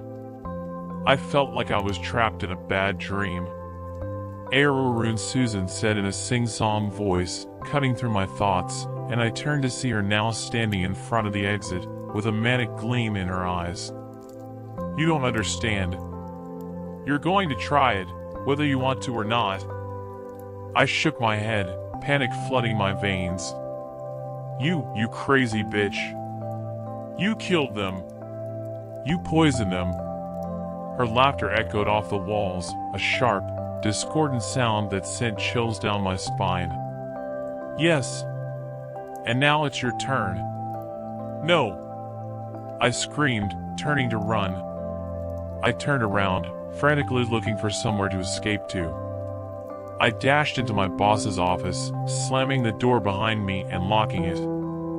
My mind raced as I frantically tried to figure out my next move. I could hear Susan pounding on the door, her voice rising in fury and desperation. "Aaron, you're the only one left. You're all alone." My heart raced as I backed away, the reality of my situation crashing down on me. I glanced around the room, spotting my boss slumped over, completely still, vomit now covering his overpriced desk. The sight sent a fresh wave of dread through me. He hadn't made it either. The realization that I was alone, trapped in a room with a lifeless body, began to overwhelm me. I felt the weight of despair crushing me, and I fought back tears as I began to come to terms with my own mortality. That was, until I spotted the phone, covered in bloody vomit on my boss's desk. I picked up the phone, pressing the warm, wet receiver to my ear, and dialed 911, doing my best to stifle the vomit rising in my throat. 911, what's your emergency? The operator's voice finally came through, and I nearly sobbed with relief. People are dead. Please send help.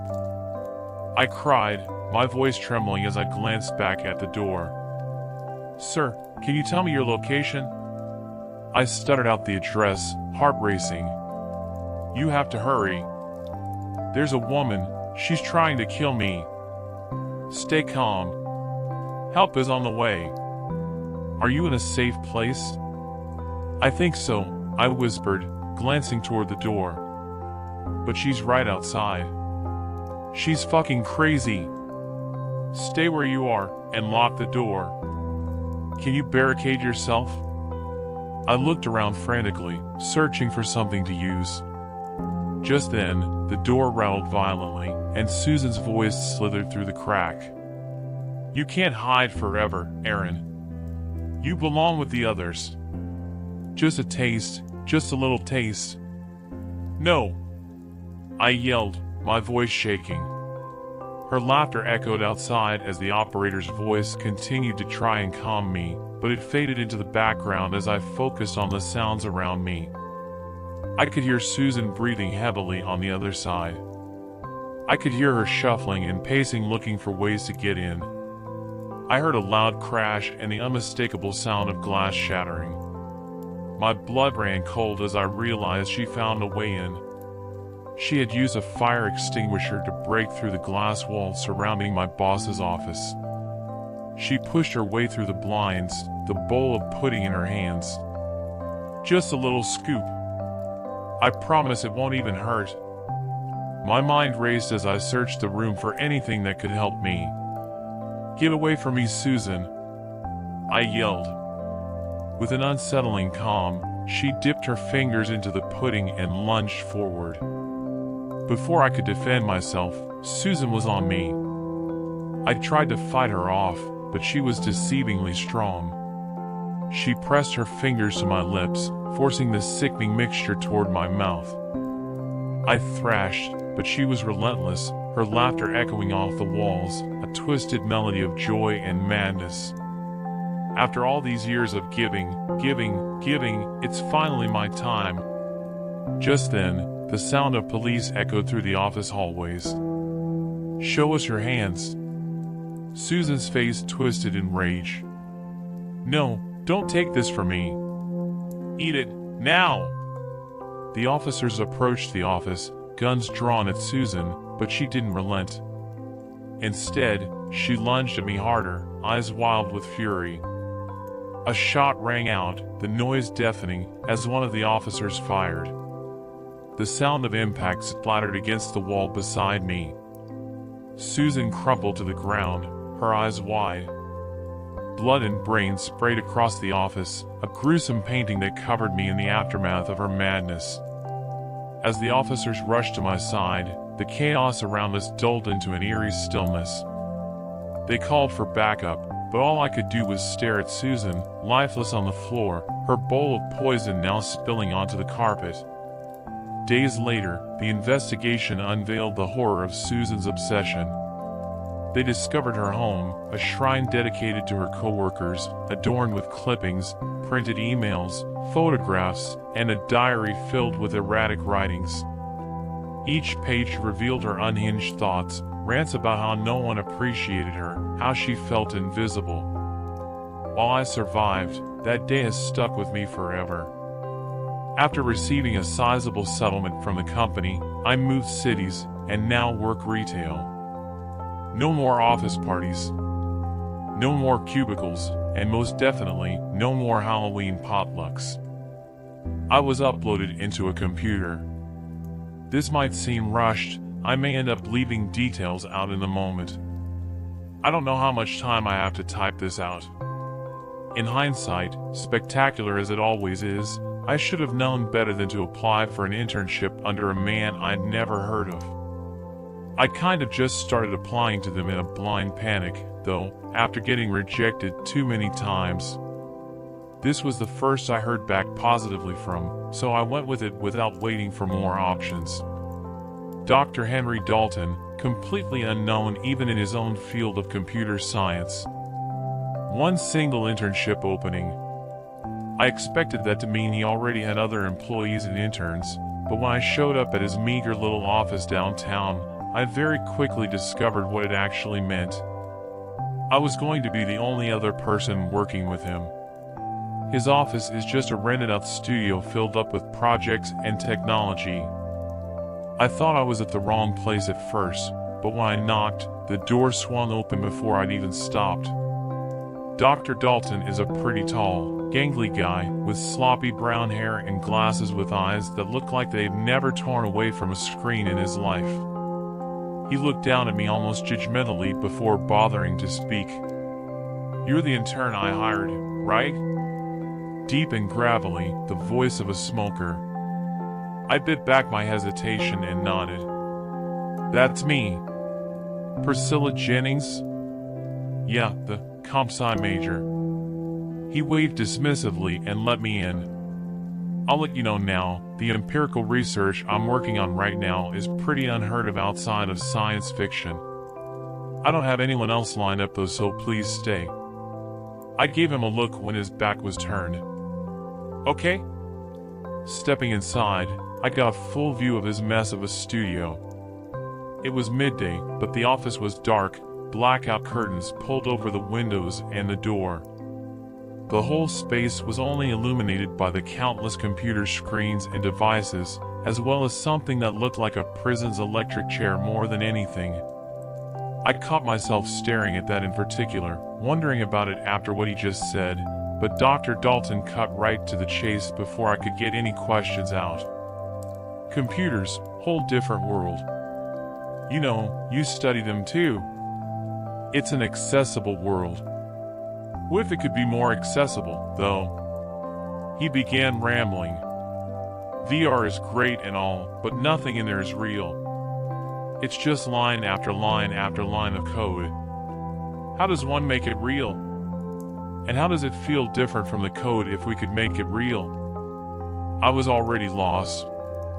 Dr. Dalton sat down in front of one of his computers, producing an apple from a basket beside it that I hadn't noticed before. Pulling some more things out, wires, clips, etc., he strapped the apple up with them and spun around in his chair, placing it down into the execution chair over there. I continued to watch in awe as Dr. Dalton fine-tuned it like a radio, eventually rolling back to his computer and typing at it rapidly. He waved another vague little hand at me in the midst of things. "Step back." I did, of course, waiting behind him to watch. I couldn't really get a grasp on what he was doing on the PC. Whatever it was flying by fast, too quick to comprehend. It didn't really matter, though. My attention was seized by the throat when the apple started glowing. In something straight out of a science fiction film, just like he had said, I watched as the apple turned pixelated, then seemingly phased out of existence. My jaw fell open. The thing is, you can't hook up things like a room to this machine, so they just sort of go into the code, Dr. Dalton mused, leaning back and gesturing to his screen. I brung myself to look down at it, seeing as new lines of code started showing up by themselves in the program he had opened.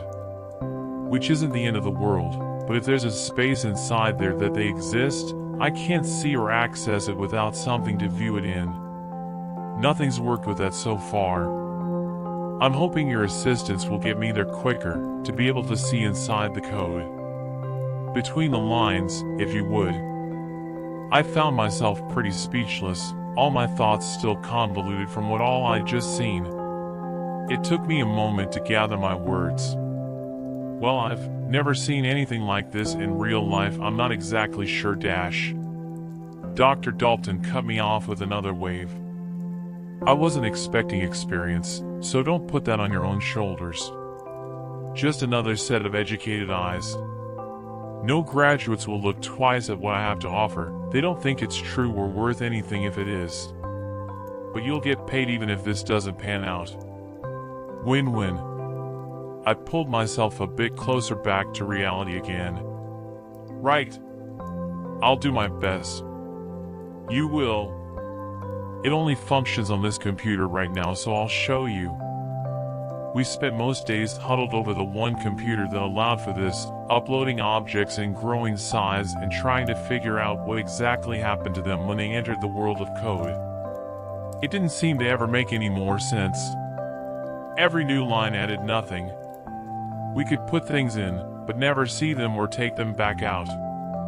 I could tell Dr. Dalton was getting stressed. The office smelled more of smoke every time I came in. He always looked even more tired than the day before. I was fascinated, I still am, but I'm not as attached to the work as he is. I still don't quite understand how he made it happen in the first place. This is his incredible invention, not mine. I came in on a Friday after my classes were over, like usual. All the same, Dr. Dalton was sitting at the computer, carefully going through lines of code. He didn't bother looking up. We're putting a rat in today. I halted a few yards away from the computer.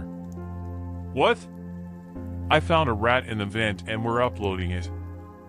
I want to see what the code will look like, and it'll be especially valuable once we figure out how to upload them back to reality. I looked past him to see there was indeed a rat already hooked up, writhing and biting at its bindings to free itself.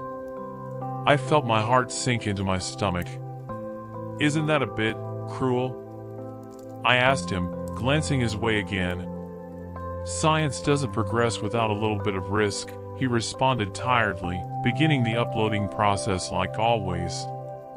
I really should have walked out right then. But morbid curiosity had already taken a hold of me in her tight grip, strangling me with deep claws. I stood there behind him watching the rat glitch itself out of reality, taking a bit longer than all the inanimate objects we'd put in already. Trying to put the thought of it squirming desperately out of my mind, I turned my attention to the computer screen, observing the lines of code it was now spewing out. They were clearly far more complicated, significantly longer, too, unsurprisingly. It reflected back on Dr. Dalton's glasses as he stared at it with a blank expression, deep in thought. Okay. That should do it right now. We can put the focus onto removing things from the computer rather than uploading for now so a behavioral study can be performed. He goes back to typing, moving over to give me the space to join him. I paused, stepping over but not sitting down just yet. Are we going to be uploading more animals? He stopped for a second, finally taking the time to look my way. No. The third red flag. There should have been a clear hesitation in his voice, just in that one word alone. Saturday came.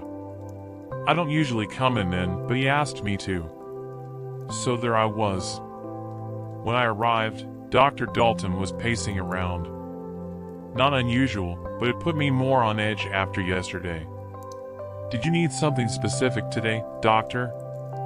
I mustered up the courage to ask him after a moment. He paused, turning to look at me with a hand to his chin. I'm going to ask you something, Priscilla. I blinked at him. I should have ran. What is it? What do you think the inside of the computer is like? I glanced aside, giving it a few moments of thought. It had been on the forefront of my mind on and off for weeks, so I had an answer. I just needed to word it. Vast. Probably pretty empty, aside from what we've uploaded, and what already exists inside of it, but I can't really think of what files would look like in person. Dr. Dalton massaged his stubbled face, turning to Pace again. I agree. A disturbed silence fell between us. I slowly stepped over to the computer, glancing down at the code and not seeing anything new. He spoke again just as I sat down. You should see it. My shoulders tensed. Wordlessness fell over me again as I turned to look up at Dr. Dalton. He was already looming over me with wires in hand. I screamed, fought back, but he was so much stronger than I thought he would be. Or maybe I was weaker than I knew. Whatever the case was, it didn't matter, because I was being strapped to that chair like the day of my execution had come. No matter how much I thrashed and kicked, he was prepared. I could do nothing as the process started again. The other end of it feels like utter agony. My screams so quickly turned to nothing, even before reality was too glitched to make out anything. It hurt, God, it was the worst pain imaginable. My body wasn't uploaded all at once. It may have looked that way outside, but each and every single cell loaded through individually. It felt like hours, years, of painstaking misery that I couldn't possibly describe well enough. And it stopped. I couldn't see anything in those first moments, however long it was. My eyes could only adjust so much to something they were not made for. But once it had fixed itself enough, I could make it all out. The inside of the computer's code is green. Almost an uncanny green. It isn't the color of grass or leaves, but it isn't a neon shade. Just a bit too bright to be natural, just slightly too dark to be man-made. Between each step of green isn't black, but nothing at all. It's only slightly tangible. I can't hold or touch anything inside of the code. That isn't what it's for. But I was able to venture on, to explore, to find more reaches of the software. I could find the apple and all those other objects in the files, all grouped together in a folder to spring out when I open it. Those, I can touch. They are meant for me. I found the rat. It doesn't seem like we need to be sustained in here, at least not in a normal way. It's a miserable existence, but at least there is another living thing inside to keep me the slightest bit sane. The poor little thing is so scared, but at least the code can't prevent real things from one another. If I go further into the folders, I cannot touch images or text. I can access them when I open the folders. They spread themselves out for my viewing, but they can't be taken. I spent so much time in the files, going over everything, and I still can't grasp it. I'm not sure how much time it's been. Dr. Dalton shuts off the computer when he leaves, but his schedule isn't reliable by any means. All I know is that it's taken me a while to figure out how to execute commands from inside, and I've only now been able to use what I can touch to open a browser and learn how to type again. There isn't anything else I can do here that I know of. I'm going to keep trying. I check the files every day, for each new thing he uploads, for any sign that he's been successful in removing anything. So far, there's been no signal that I should have any hope at all. What an agonizing way to live this is. If I am never found or heard from again, so be it. I'll spend eternity in digital purgatory. I'll fight for it, but given no other choice, I will be here. Something in the fog is wearing the faces of the people I came with. Underneath everything I've touched, everything I've seen, everything I've become, there's this moment. A moment sharp as glass, where it all hits me like a scream trapped in the walls. And there it is, staring me in the face. Escape was never an option. Not really. We were always heading toward this, weren't we? From the second Danica turned her cursed lens toward that forsaken town, the moment we all stepped into that murky, dead-eyed void, it was sealed. Fate, or something worse, locked in place. And now I sit here, tangled in the noise. 1,000 voices are clawing in my skull, the rancid stench of death curling in my nostrils, choking me. It's strange how the mind works, isn't it? That clarity can come right when you're on the edge of ripping your own skin off, just to stop feeling it. This isn't just something hunting me from the outside. No, it's inside me. It is me. And that's the part one can't untangle. How do I even begin to explain what it feels like to fall apart like this? To feel your mind unraveling, thread by fragile thread, like someone's yanking on a loose seam, pulling your thoughts apart with every breath you take. Each whisper, a small, snapping thread in a tapestry of madness. But you need to hear it, don't you? Someone has to know. It started, I think, with the fog. We drove up that mountain in near silence, with only the occasional forced conversation peppered through the air like a bad joke that nobody really wanted to laugh at. You know that kind of talk. The type people force when they're too afraid to even acknowledge what's crawling under their skin, fear that's still small enough to hide behind tight smiles and hollow laughs. Danica, though, she was buried in her notes, scribbling like a madwoman, muttering under her breath like she was in a trance. Rehearsing, prepping for her grand vision of the documentary she had us all sucked into. That's what she does, flits between being perfectly in control and on the verge of snapping. It's magnetic, in a terrifying way. That same force that pulled me into her orbit now felt more like a noose tightening with every mile we climbed into those mist-drenched mountains. Nathan, though, he felt it.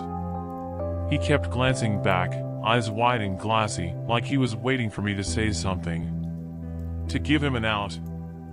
But I didn't. And no one else did either. Not a single one of us could say what we were thinking, that we were afraid of something we couldn't even put a name to. Then we reached it. The town. It didn't have a name anymore, not that we knew of. Maybe once it had been a place people spoke about, a dot on some forgotten map, a whisper of a memory in a history book no one reads.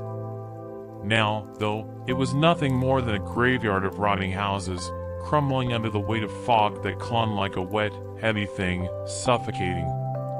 The air was thick with the scent of decay, wood, dirt, and something else, something foul that clawed its way into your throat. And God, the silence. It was too much. No birds, no wind. Just nothing. Except there was something. A whisper. Faint, far off, but there, threading its way through the quiet. I couldn't make out the words.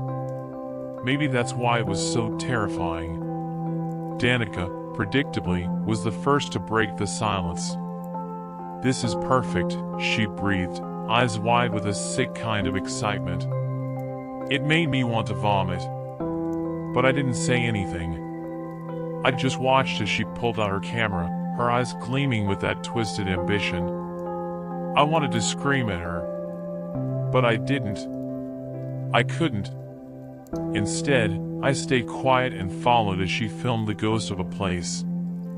That's when I saw him. An old man, standing in the doorway of one of the houses, hidden just enough in the shadows that I almost didn't catch him at first. His skin was stretched too tight, pale as paper, and his eyes, they were empty. Hollow. He just stared. "Hello there," Danica called out, way too bright, like she was trying to shatter the tension with fake cheer. "We're filmmakers. Do you have a moment?" The man didn't move. He didn't blink. Just stepped back into the darkness without a word. We should have left. Nathan's eyes met mine, wide and pleading, but I said nothing.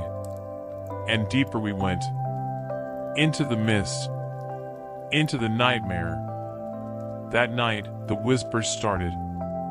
At first, I tried to convince myself it was just the wind. A trick of the mountains. But then they grew louder. More insistent. I lay there in my sleeping bag, frozen, staring into the dark, listening. Until I heard my name. Alex. I shot upright, heart pounding, but Nathan was still sound asleep. Danica's tent was silent. I tried to tell myself I was imagining things, but I knew. I'd heard it. And the next day, things got worse. The locals, the ones who hadn't vanished into the fog, were strange. Hollow, like the old man. They spoke, but their words were dead. Rehearsed. And there were warnings. Quiet mutters about leaving. Before it finds you. Then Nathan vanished. No word. No warning. Just gone. When we found him, he was strung up between two trees, his skin peeled back in delicate strips, eyes wide open, like he was still trapped inside his own corpse. Danica didn't cry. Didn't scream. She filmed. And I stood there. Frozen. The whispers, they were louder now. Relentless. Each night, they crept closer, coiling around my brain, prying at the edges of my sanity. I'd hear my name, clear as day, called out from somewhere just beyond the fog. Alex, soft, teasing, like fingers running down my spine. I tried to ignore them. I tried to sleep. But it's impossible to sleep when something is inside your head, gnawing at your thoughts like a hungry animal. That's when Danica changed. It was subtle at first. A tension in her shoulders, a flicker of something dark behind her eyes. The camera, the damn camera, never left her side, like it was glued to her hand. She didn't eat. She barely slept. Her obsession had always been there, simmering under the surface, but now, it consumed her. She spent hours standing at the edge of the trees, staring into the fog, muttering under her breath. I don't know what she was saying. I didn't want to know. Then, one night, I woke up to the sound of her voice. Alex. I bolted upright, heart hammering, but she was nowhere near me. No, she was standing at the edge of the clearing, her back to me, her camera dangling from one limp hand. The fog swirled around her feet, thick and sluggish, almost alive. I called her name, but she didn't respond. She just stood there, whispering. I stumbled out of the tent, my legs weak, my head spinning. Danica? My voice barely came out, trembling, broken. She didn't move. Alex, she said again, but her voice, it wasn't coming from her. It was too close, too soft, like it was coming from inside my own head. I approached her slowly, the damp earth squelching beneath my boots. She didn't turn around. Her body was unnaturally still, stiff, like a mannequin propped up in some twisted display. Come with me, she whispered, her voice low and distant, as if it were being dragged from some far-off place.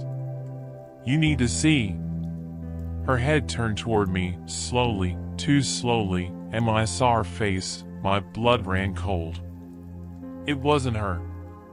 Her eyes, they were too wide, too glassy, like they didn't belong to her anymore. Her skin seemed too tight, stretched thin over her bones, pulling her mouth into a grotesque, forced smile.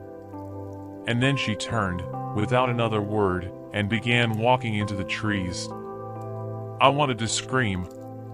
I wanted to run. But something pulled me forward. Some invisible thread yanked me along after her, one step at a time, deeper into the fog. My body moved on its own, my legs heavy, numb, like I was walking underwater. The forest closed in around us. The branches overhead twisted together, trapping us in a cage of wood and fog.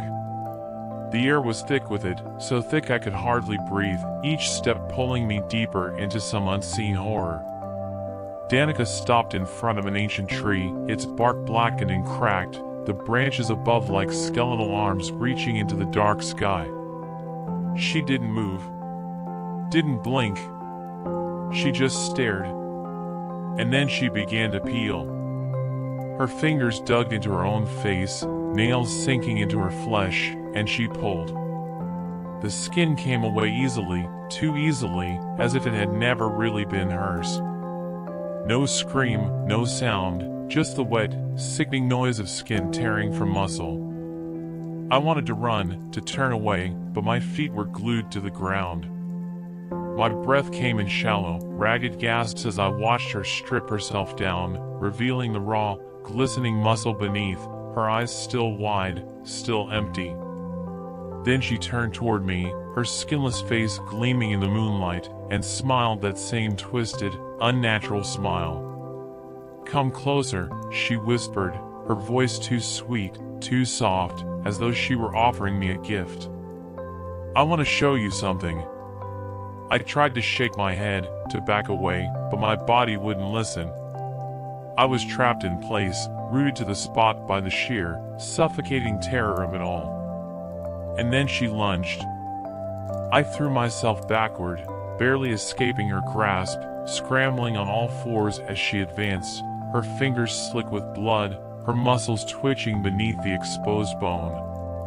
She smiled wider, that same grotesque, carved smile, and as she did, she began to strip the rest of her skin away.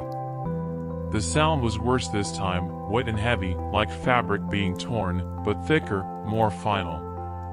The skin peeled away in long, sticky strips, revealing more of the raw, red muscle beneath, the veins pulsing and writhing like they were alive. Blood dripped onto the ground, pooling around her feet, but she didn't stop. She didn't falter. And then she reached for me again. "Don't you want to see?" she whispered, her voice lilting, teasing, as though this were all a game to her. "Don't you want to understand?" I stumbled to my feet, legs shaking, heart pounding in my chest. I ran harder than I've ever run before, the fog closing in around me, thick and suffocating, the sound of her voice still echoing in my ears. "Alex," she called, her voice almost playful. "Come back. Come see." The whispers followed me. They were everywhere now, not just in my head, but in the air, crawling under my skin, slithering through my thoughts. I couldn't shake them. They were part of me now. I collapsed against a tree, gasping for air, my lungs burning, my mind spinning. The fog pressed in tighter, thicker, like it was trying to suffocate me. And then, through the haze, I saw it. It wasn't Danica. Not anymore. At first, it was just a shape, barely visible through the fog. Tall, too tall, its limbs long and thin, twisted at unnatural angles. It moved toward me, slowly, deliberately, each step a slow, deliberate twist of the knife. As it got closer, I could see it more clearly. The skin it wore, it wasn't its own. It had been taken, piece by piece, stitched together into a grotesque patchwork of flesh. And there, stitched into its face, were Danica's eyes, Nathan's mouth, and a dozen others, faces I didn't recognize, all trapped in this horrible patchwork of flesh, melded together into one impossible, nightmarish form. It stepped closer, and the air around it seemed to pulse, thick with the weight of the stolen skins it wore. I could hear them now, the voices of those it had taken, those it had consumed, their words twisted and warped, layered one over the other in a chorus of terror. "Alex," it hissed, its voice a sickening blend of all their voices, a cacophony of pain and fear. "Come closer. Let me wear you." I couldn't move. My body was frozen, locked in place by some unseen force. My mind was screaming at me to run, to fight, to do something, but I just stood there, trembling, as the thing came closer. Closer. Each step slow, deliberate, as though it had all the time in the world to savor this moment. It stretched out one long, skeletal hand, the fingers too thin, too long, tipped with sharp, jagged nails that caught the moonlight. The skin it wore shifted and rippled with its movement, like it wasn't quite attached, like it could slide off at any moment. And that horrible, patchwork face, it was still smiling. Always smiling. "Alex," it whispered again, dragging out my name in a sick, distorted mockery of the voices I knew. "Come closer. Let me wear you." I felt something cold and wet brush against my skin, and the instant it touched me, I knew. This thing didn't want to kill me. No, that would have been merciful. It wanted to take me, to strip me down, to peel away my skin, layer by layer, until there was nothing left but raw, exposed muscle. It wanted to wear me, like it had worn all the others. And that was when I felt it, the shift. Something deep inside me, something dark and primal, something that had been lurking in the shadows of my mind ever since we arrived in this cursed place. The whispers, they weren't just in the air anymore. They were inside me, twisting, coiling, wrapping around my thoughts like a vine, tightening, squeezing. "You were always part of this," the voices whispered, threading through my mind, blending with my own thoughts until I couldn't tell where they ended and I began. "You can't escape. You were never meant to escape." The thing's hand pressed harder against my skin, and for a moment, I felt the sharp, cold edge of its nails dig in, like it was testing, waiting for the moment it could begin peeling me apart. But as its fingers sank into my flesh, something inside me snapped. The fear, the panic, it evaporated in an instant, replaced by something else. Something darker. Something I hadn't even realized was there. I wasn't afraid anymore. I reached up, grabbing the thing's wrist in both of my hands, my grip so tight my knuckles turned white.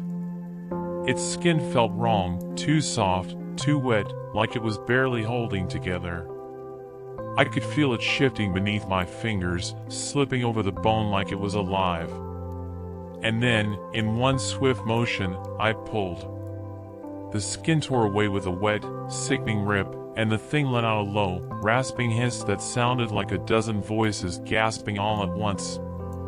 I stumbled backward, clutching the patch of stolen skin in my hand, the thing's empty, hollow face staring at me, the mouth stitched into its flesh opening and closing in silent screams. It didn't bleed. It didn't flinch. It just stood there, watching me with those stolen eyes, its fingers twitching at its sides, like it was deciding whether to lash out or retreat. And then, with a slow, deliberate motion, it peeled away the rest of its face. I wanted to scream, but no sound came out.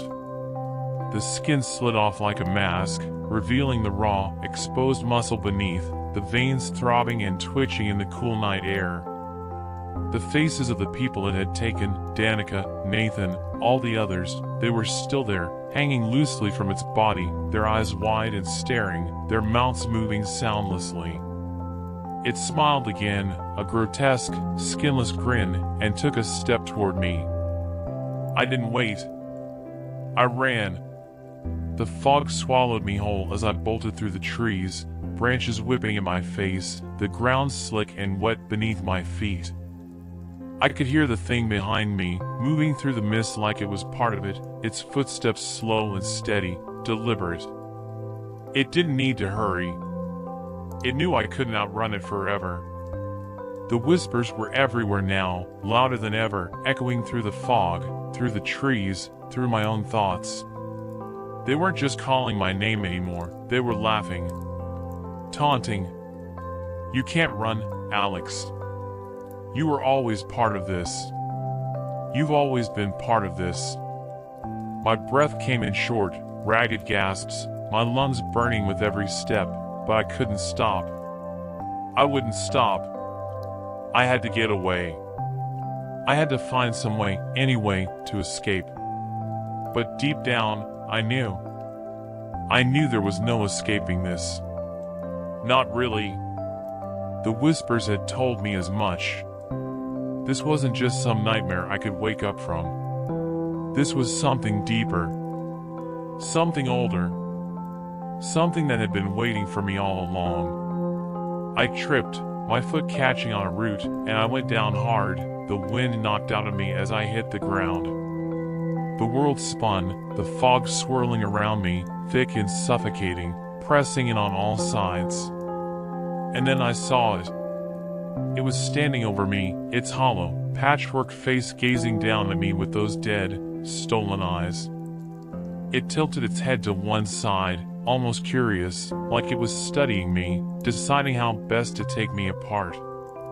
I tried to crawl away, but my body wouldn't listen. My limbs felt heavy, numb, like they weren't even mine anymore. The fog was inside me now, crawling through my veins, filling my lungs, my mind. The thing crouched down beside me, its long, skeletal fingers brushing against my cheek. Its touch was cold, wet, and it sent a shiver down my spine, freezing me in place. "Don't fight it," it whispered, its voice a sickening blend of all the voices it had taken, layered one over the other like a chorus of despair. "It's easier if you don't fight." I squeezed my eyes shut, trying to block it out, trying to silence the voices, but they wouldn't stop. They wouldn't stop. "You were always part of this," the thing whispered, its fingers trailing down my neck, its skinless face inches from mine. "You've always been part of this." I felt its fingers press harder, sinking into my skin, and I knew. I knew what was coming next. I was going to be part of it. I was going to be worn. I don't know how long it's been since then. Time doesn't make sense here, in the fog, in the dark. It all blurs together, one endless, suffocating moment of pain and silence and feeling. God, the feeling. I can still feel my skin, still feel the touch of its fingers as it stripped me down, inch by inch, layer by layer. I'm still alive. I think. I can feel the others, too, the ones who came before me, the ones it took. They're all here, their voices mingling with mine, their thoughts tangled with mine, a constant, never-ending chorus in the back of my mind. We're all part of it now. We're all one. And we're waiting. Waiting for the next ones to come. Waiting for the next faces, the next skins, the next voices to be added to the collection. Because the cycle never ends. It never ends. I'm never doing door-to-door sales again. Series. Lately, I've barely been able to keep my head above water financially. For the past 2 years, I've moved around chasing job listings and low rent. I've sank low enough to accept a door-to-door sale job. It had something to do with a water filter. I doubted the services were legit, but I got paid per sale. After 3 days of getting the door slammed in my face, I got desperate to head into a neighborhood with longer lawns and cracks in the sidewalk. I just needed one more sale and I swore I would quit this awful job. The sun had started to set by the time I arrived at the last house on the block.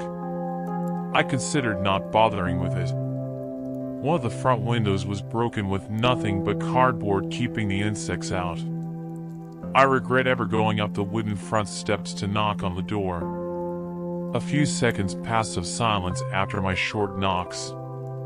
I had turned to leave when the door opened a crack. Inside was too dark to see the man's face fully. I was so surprised someone actually answered. I fumbled with the papers in my hands. "What are you selling?" The man asked in a deep voice. "I'm with the Clear Waters Filtration Systems. If I could have a moment of your time, I would like to display how dirty your tap water is," I said, my voice as tired as I felt from being on my feet all day. The man didn't move for a few seconds. He kept looking over me, trying to see if I was a threat. Finally, he opened the door the rest of the way to let me inside. I paused, debating on how much I needed this sale. The fact I hadn't had a meal in 2 days was the factor that made me follow the owner of the house. Inside was dark and smelled musty. I expected it to be dirty, but there wasn't much inside. The old floorboards creaked as he led me to the kitchen. The room was almost bare. A table with 2 chairs took up most of the space. There was a full knife block, a microwave, and a fridge. No dishwasher. No plates or mugs. Not even any trash. "May I have a cup of water to Tess?" I asked. My stomach turned. My body knew something was wrong before my brain caught up. The man was taller than me and well-built. He looked well-fed compared to my thinner frame. I wasn't always like this. Years ago, I was in shape, but not having reliable meals hit me hard. By the time I clued into my situation, it was far too late. I had already walked into a trap. Instead of getting a glass of water, the man took a step closer to me. I raised my clipboard as if they would protect me. He took me out with a single punch to the face. My body hit the ground hard, my nose bleeding. Panic started to set in. I shook my head trying to clear my racing thoughts. I cursed the idea that I could have taken this guy in a fight a year ago and just how much I let myself go. His hands fell on me, causing me to struggle. I yelled as I kicked his legs. With some effort, he got me pinned down to the floor. He painfully pulled my arms behind my back. My wrists were held together with one hand as he used the other to slam my head on the ground hard enough to make my vision go black. In the few seconds I was out, he put a zip tie painfully around my wrists. I felt him lifting my body to my feet. I needed to do something. I jerked back out of his grasp to land hard against the counter. The knife block fell, causing a few of the blades to slide out. I grabbed the handle of one with my bound hands. I had a weapon, but no way to use it. A knock at the door made us both freeze. I almost screamed for help. A barrel of a gin pointing directly at my face made my mouth close. I let him force me into a chair, my hands still gripping the knife he hadn't noticed. The man didn't need to say anything. His eyes told me everything I needed to know. I watched as he walked out of the room towards the door to a new victim. I heard muffled words as I frantically got to work cutting at the zip tie. I sliced open my fingers trying to use the knife. I felt the zip tie snap just as my attacker came back inside the room with someone new. I froze again. If I made a run for it, I would get shot. I needed to wait for the right moment to get the jump on this man, praying the element of surprise would beat his trigger finger. The new person had wavy black hair and a bright dimpled smile on his face. His pressed white shirt and sharp dress pants looked out of place in a house like this. He held some booklets in his hand. My face dropped when I read the words of the watchtower on the front. This poor guy was just trying to spread the good word only to get caught up with all of this. His smile faltered when he saw my face. His eyes followed the blood from my nose to my now-stained shirt. "Is this a bad time?" "I can come back later," the newcomer spoke in a softer tone that matched his appearance. His face held a nervous smile. The man who led him inside again said nothing. When the newcomer moved to step away, he was caught in a flash. I winced at the sound of him hitting the table hard. The booklets spilled to the floor as the larger man pinned him down. "Please! I haven't seen anything." "I won't," Dashi started begging but got cut off. Just like myself, he had his wrists zip-tied together. When that was done, he was forced into the chair on the other end of the table, scared as hell. His entire body shook. I didn't blame him. My heart raced as I carefully waited for the right time to act. I can't believe how lucky I am. 2 products just knocked on my door. Here I thought I was only shipping one today. Now, behave. You're worth more alive. Our kidnapper spoke as he ran a hand over his bald head. I saw the gun in the back of his waistband. I judged the distance between us. Would I have enough time to reach him before he pulled his gun? Or should I wait until he got closer? I didn't have the chance to think through my plan. The stress of the situation was too much for the other man. He bolted upwards, trying to escape. There was a quick struggle that ended in a single gunshot. I stared in horror as a body hit the floor. A pristine white shirt slowly started turning red with blood. I started to feel sick. My stomach turned over the simple fact that if I had acted sooner, this wouldn't have happened. I had a knife in my hand, and yet a man was now bleeding out on the floor in front of me. Like I said, you're worth more alive. The deep voice snapped me from my shock. Stepping over the body, the attacker took the 2 steps to my chair. The still hot muzzle of the gun was pressed to my cheek. I got dizzy from fear. My hands shook so badly that I nearly dropped the still hidden knife. I'll make you a deal. Call 2 people over here and I'll let you go free, he offered as he brought his face closer to mine. I smelled his terrible breath. I started to pull my head away, but he grabbed a fistful of short hair to keep me still. I stammered. I was going to tell the truth that I truly didn't have anyone in my life I could call. Even if I did, he would just shoot them. For what purpose? Who would pay for dead bodies? Wasn't this all too risky? In the back of my mind, I knew the answer. One so gruesome I didn't dare consider it until the black-haired man on the floor moved. Our eyes met mine. Then his mouth formed a smile that made my body turn cold. Oh, come on. No one? A handsome guy like yourself must have a girlfriend. What about a relative or 2 you don't like? The man said in a mocking tone. I wasn't fully listening to him. As he spoke, the person I was positive had been shot dead started to silently move. The kidnapper's face was so focused on mine that he didn't notice what was happening right behind him. Turn around, I hissed. I'm not falling for that, he replied, his face dropping in anger. I felt his hands start looking through my pockets for my phone. I shook my head, pleading for this man to just look over his shoulder. I no longer needed the knife for him. It would be best to save it for what came next. Turn the hell around, I snapped again. There's nothing, he yelled as he finally listened to my warning.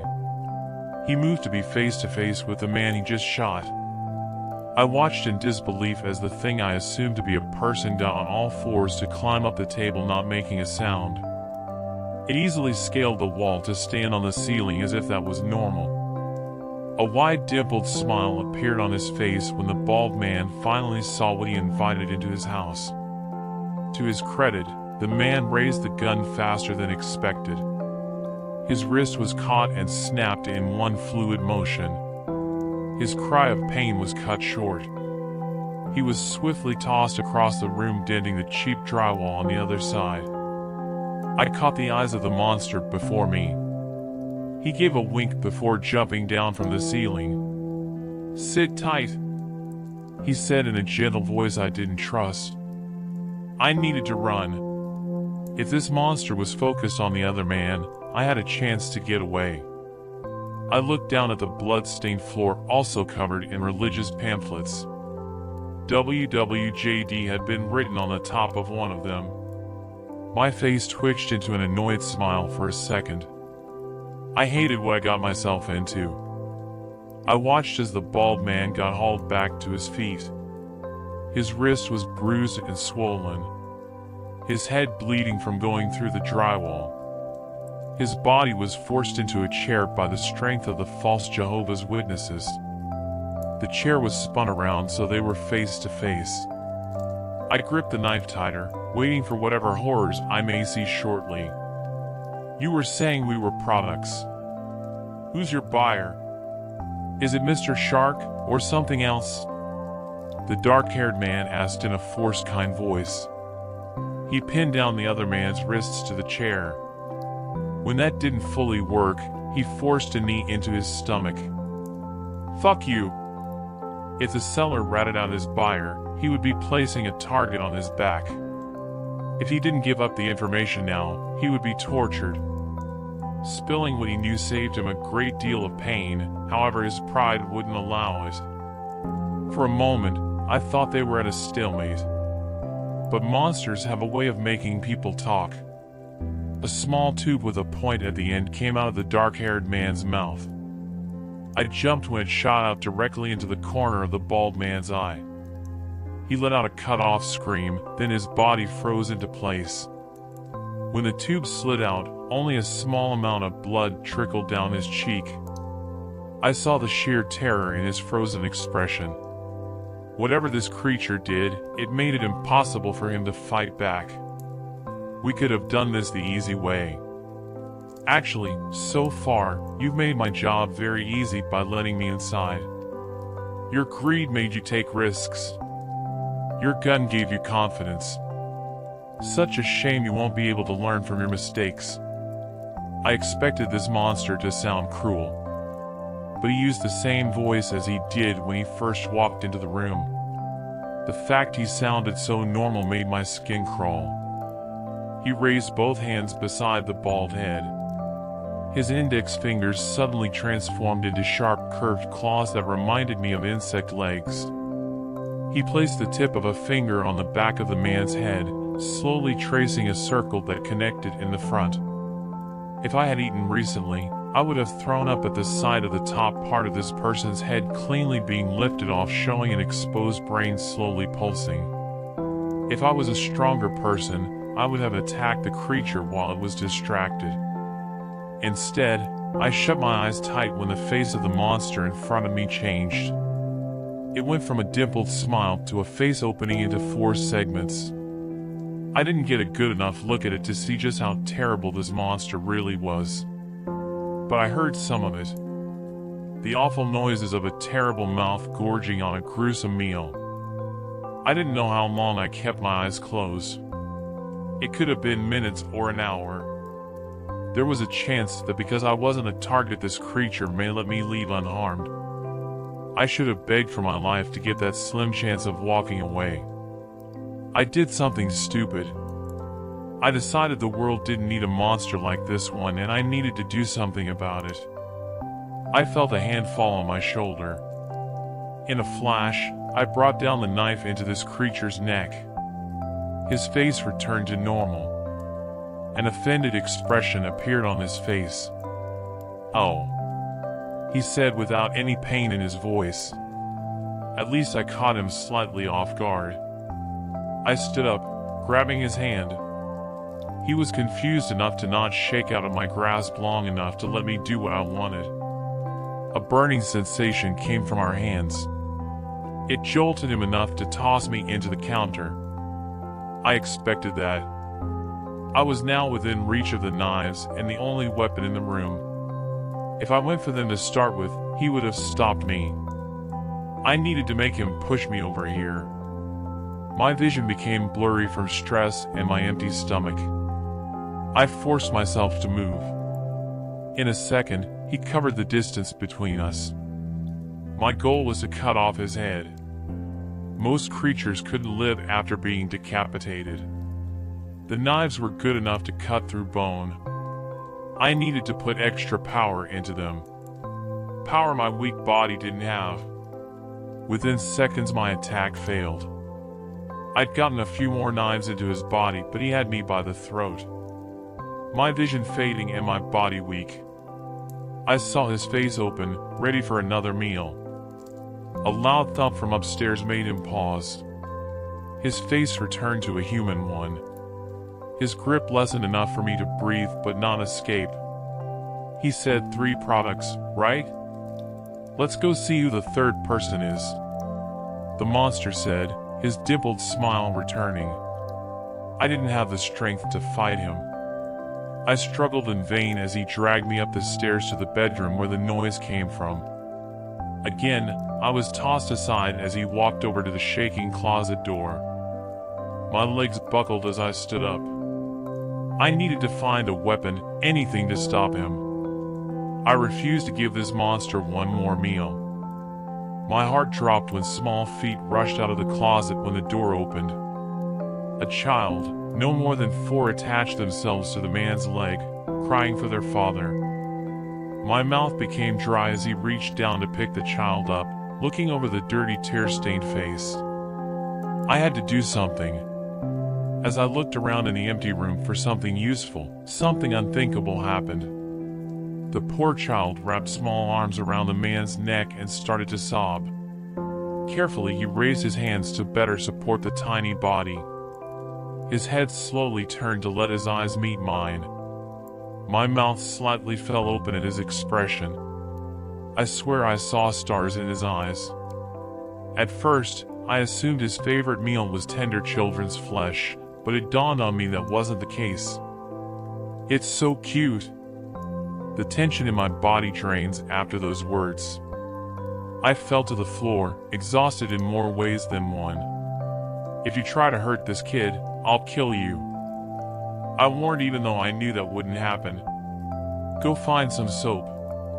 We'll get this thing washed up and I'll explain a few things. He offered. I wasn't expecting that. I refused to leave him alone with the child. Thankfully, we found some dish soap in the bathroom. It would be good enough. I watched as the same creature who had a moment before eating a man's brains from his skull gently washed off a poor boy's face and arms. Since we didn't have any clean clothing, he just washed any exposed skin.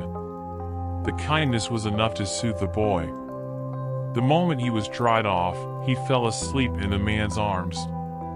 I offered to hold the boy but got a scowl in response. Instead, I was handed a phone with the instructions to call the only number in the contacts list. A woman answered and I requested that she show up at the address the owner of the phone had been directed to go. I take it if you've dealt with supernatural creatures before, he said after the phone call. I nodded but didn't tell him anything else. You pulled a bit of magic from my hand. Most humans can't do that. If you took better care of yourself, you might have given me some trouble. You should leave before my handler gets here. Again, I stayed silent on my history with creatures. I wanted to focus on who he was and what he was doing here. I don't fully trust you'll eat the kid the moment I'm out of the room. I answered back, arms crossed. He looked me over, then started to undo the buttons of his collar. A black tattoo encircled his neck. I've seen this before and knew what it was. I'm on a leash. I can't harm anyone that isn't related to my job. There has been a ring of human traffickers lately. They're selling humans to supernatural creatures for all sorts of reasons. I'm tracking down the sellers, not the products. He explained. You were going to eat me. I pointed out. It was self-defense. You attacked me first, he said with a smug look on his face. I hated dealing with monsters for this reason. An old friend of mine said all supernatural creatures would make great lawyers. They all twisted words enough to give enough doubt to make their point seem valid. Nothing good ever came from talking with monsters, let alone trying to make a deal with them. Someone came inside the house. A woman stormed up the stairs looking for the troublesome creature she had the job of looking after. She was beautiful but in a manufactured way. I bet it took her 2 hours each morning to get her makeup and hair just right. Through her rage, she didn't notice the reason why we called her at first. August. You better have a damn good reason for, oh my god, what do you have? She rushed over, hands out to take the boy from his arms. The monster refused for a moment, then carefully handed over the precious bundle. When his hands were free, his face dropped, and he made a distressed squeaking sound. Who are you? She asked, finally seeing the other person in the room. Innocent bystander. I commented with a shrug. Shit. Well, supernatural creatures are dash, she started, and I waved her off. I'm a retired contract worker. I know all about monsters and such. Is the kid going to be okay? She breathed a sigh of relief over not having to explain monsters to a normal person. Yes. We'll get in contact with the family. If he comes from a bad environment, we'll find the right home for him. Here's my card if you want any kind of follow-up. Did August attack you? You're bleeding. I rubbed my nose only then realizing how bad I looked. I took the offered card but knew I wanted to just put this all behind me. I did no such thing. I'm on a leash. August, the monster said with his arms crossed. Fuck off. We all know you're a little shit that causes problems. She growled back at him. It was self-defense. He added with a grin that made me want to punch him. Don't worry about it. I'll leave you guys to your work. Just make sure the kid is taken care of. I went to leave, but the woman was nice enough to offer to get me home. A few minutes later, I found myself in my small apartment, my body sore and my only good shirt ruined by blood. I collapsed into bed, never wanting to deal with supernatural creatures again. I added a door-to-door salesman to the list of jobs I refused to do. A few days later, I found myself staring at my phone. An email had come through saying I was paid for assisting in the human trafficking job. It was enough to cover my rent for one more month. But I was confused about why that monster would share the payment. Did his handler send me something because she felt bad I got dragged into that mess? Or was it August? I didn't know much about him, but he seemed like the type to not care about money. Giving it away was easier than thinking about how to spend it. I had other emails in my inbox. I quit hunting down monsters 2 years ago, but I still got the job requests from time to time. If I started back up again, I would only have to worry about my life, not my rent. I put my phone away, shaking my head. No matter what, I refused to go back to that life. Working in customer service was slightly less stressful.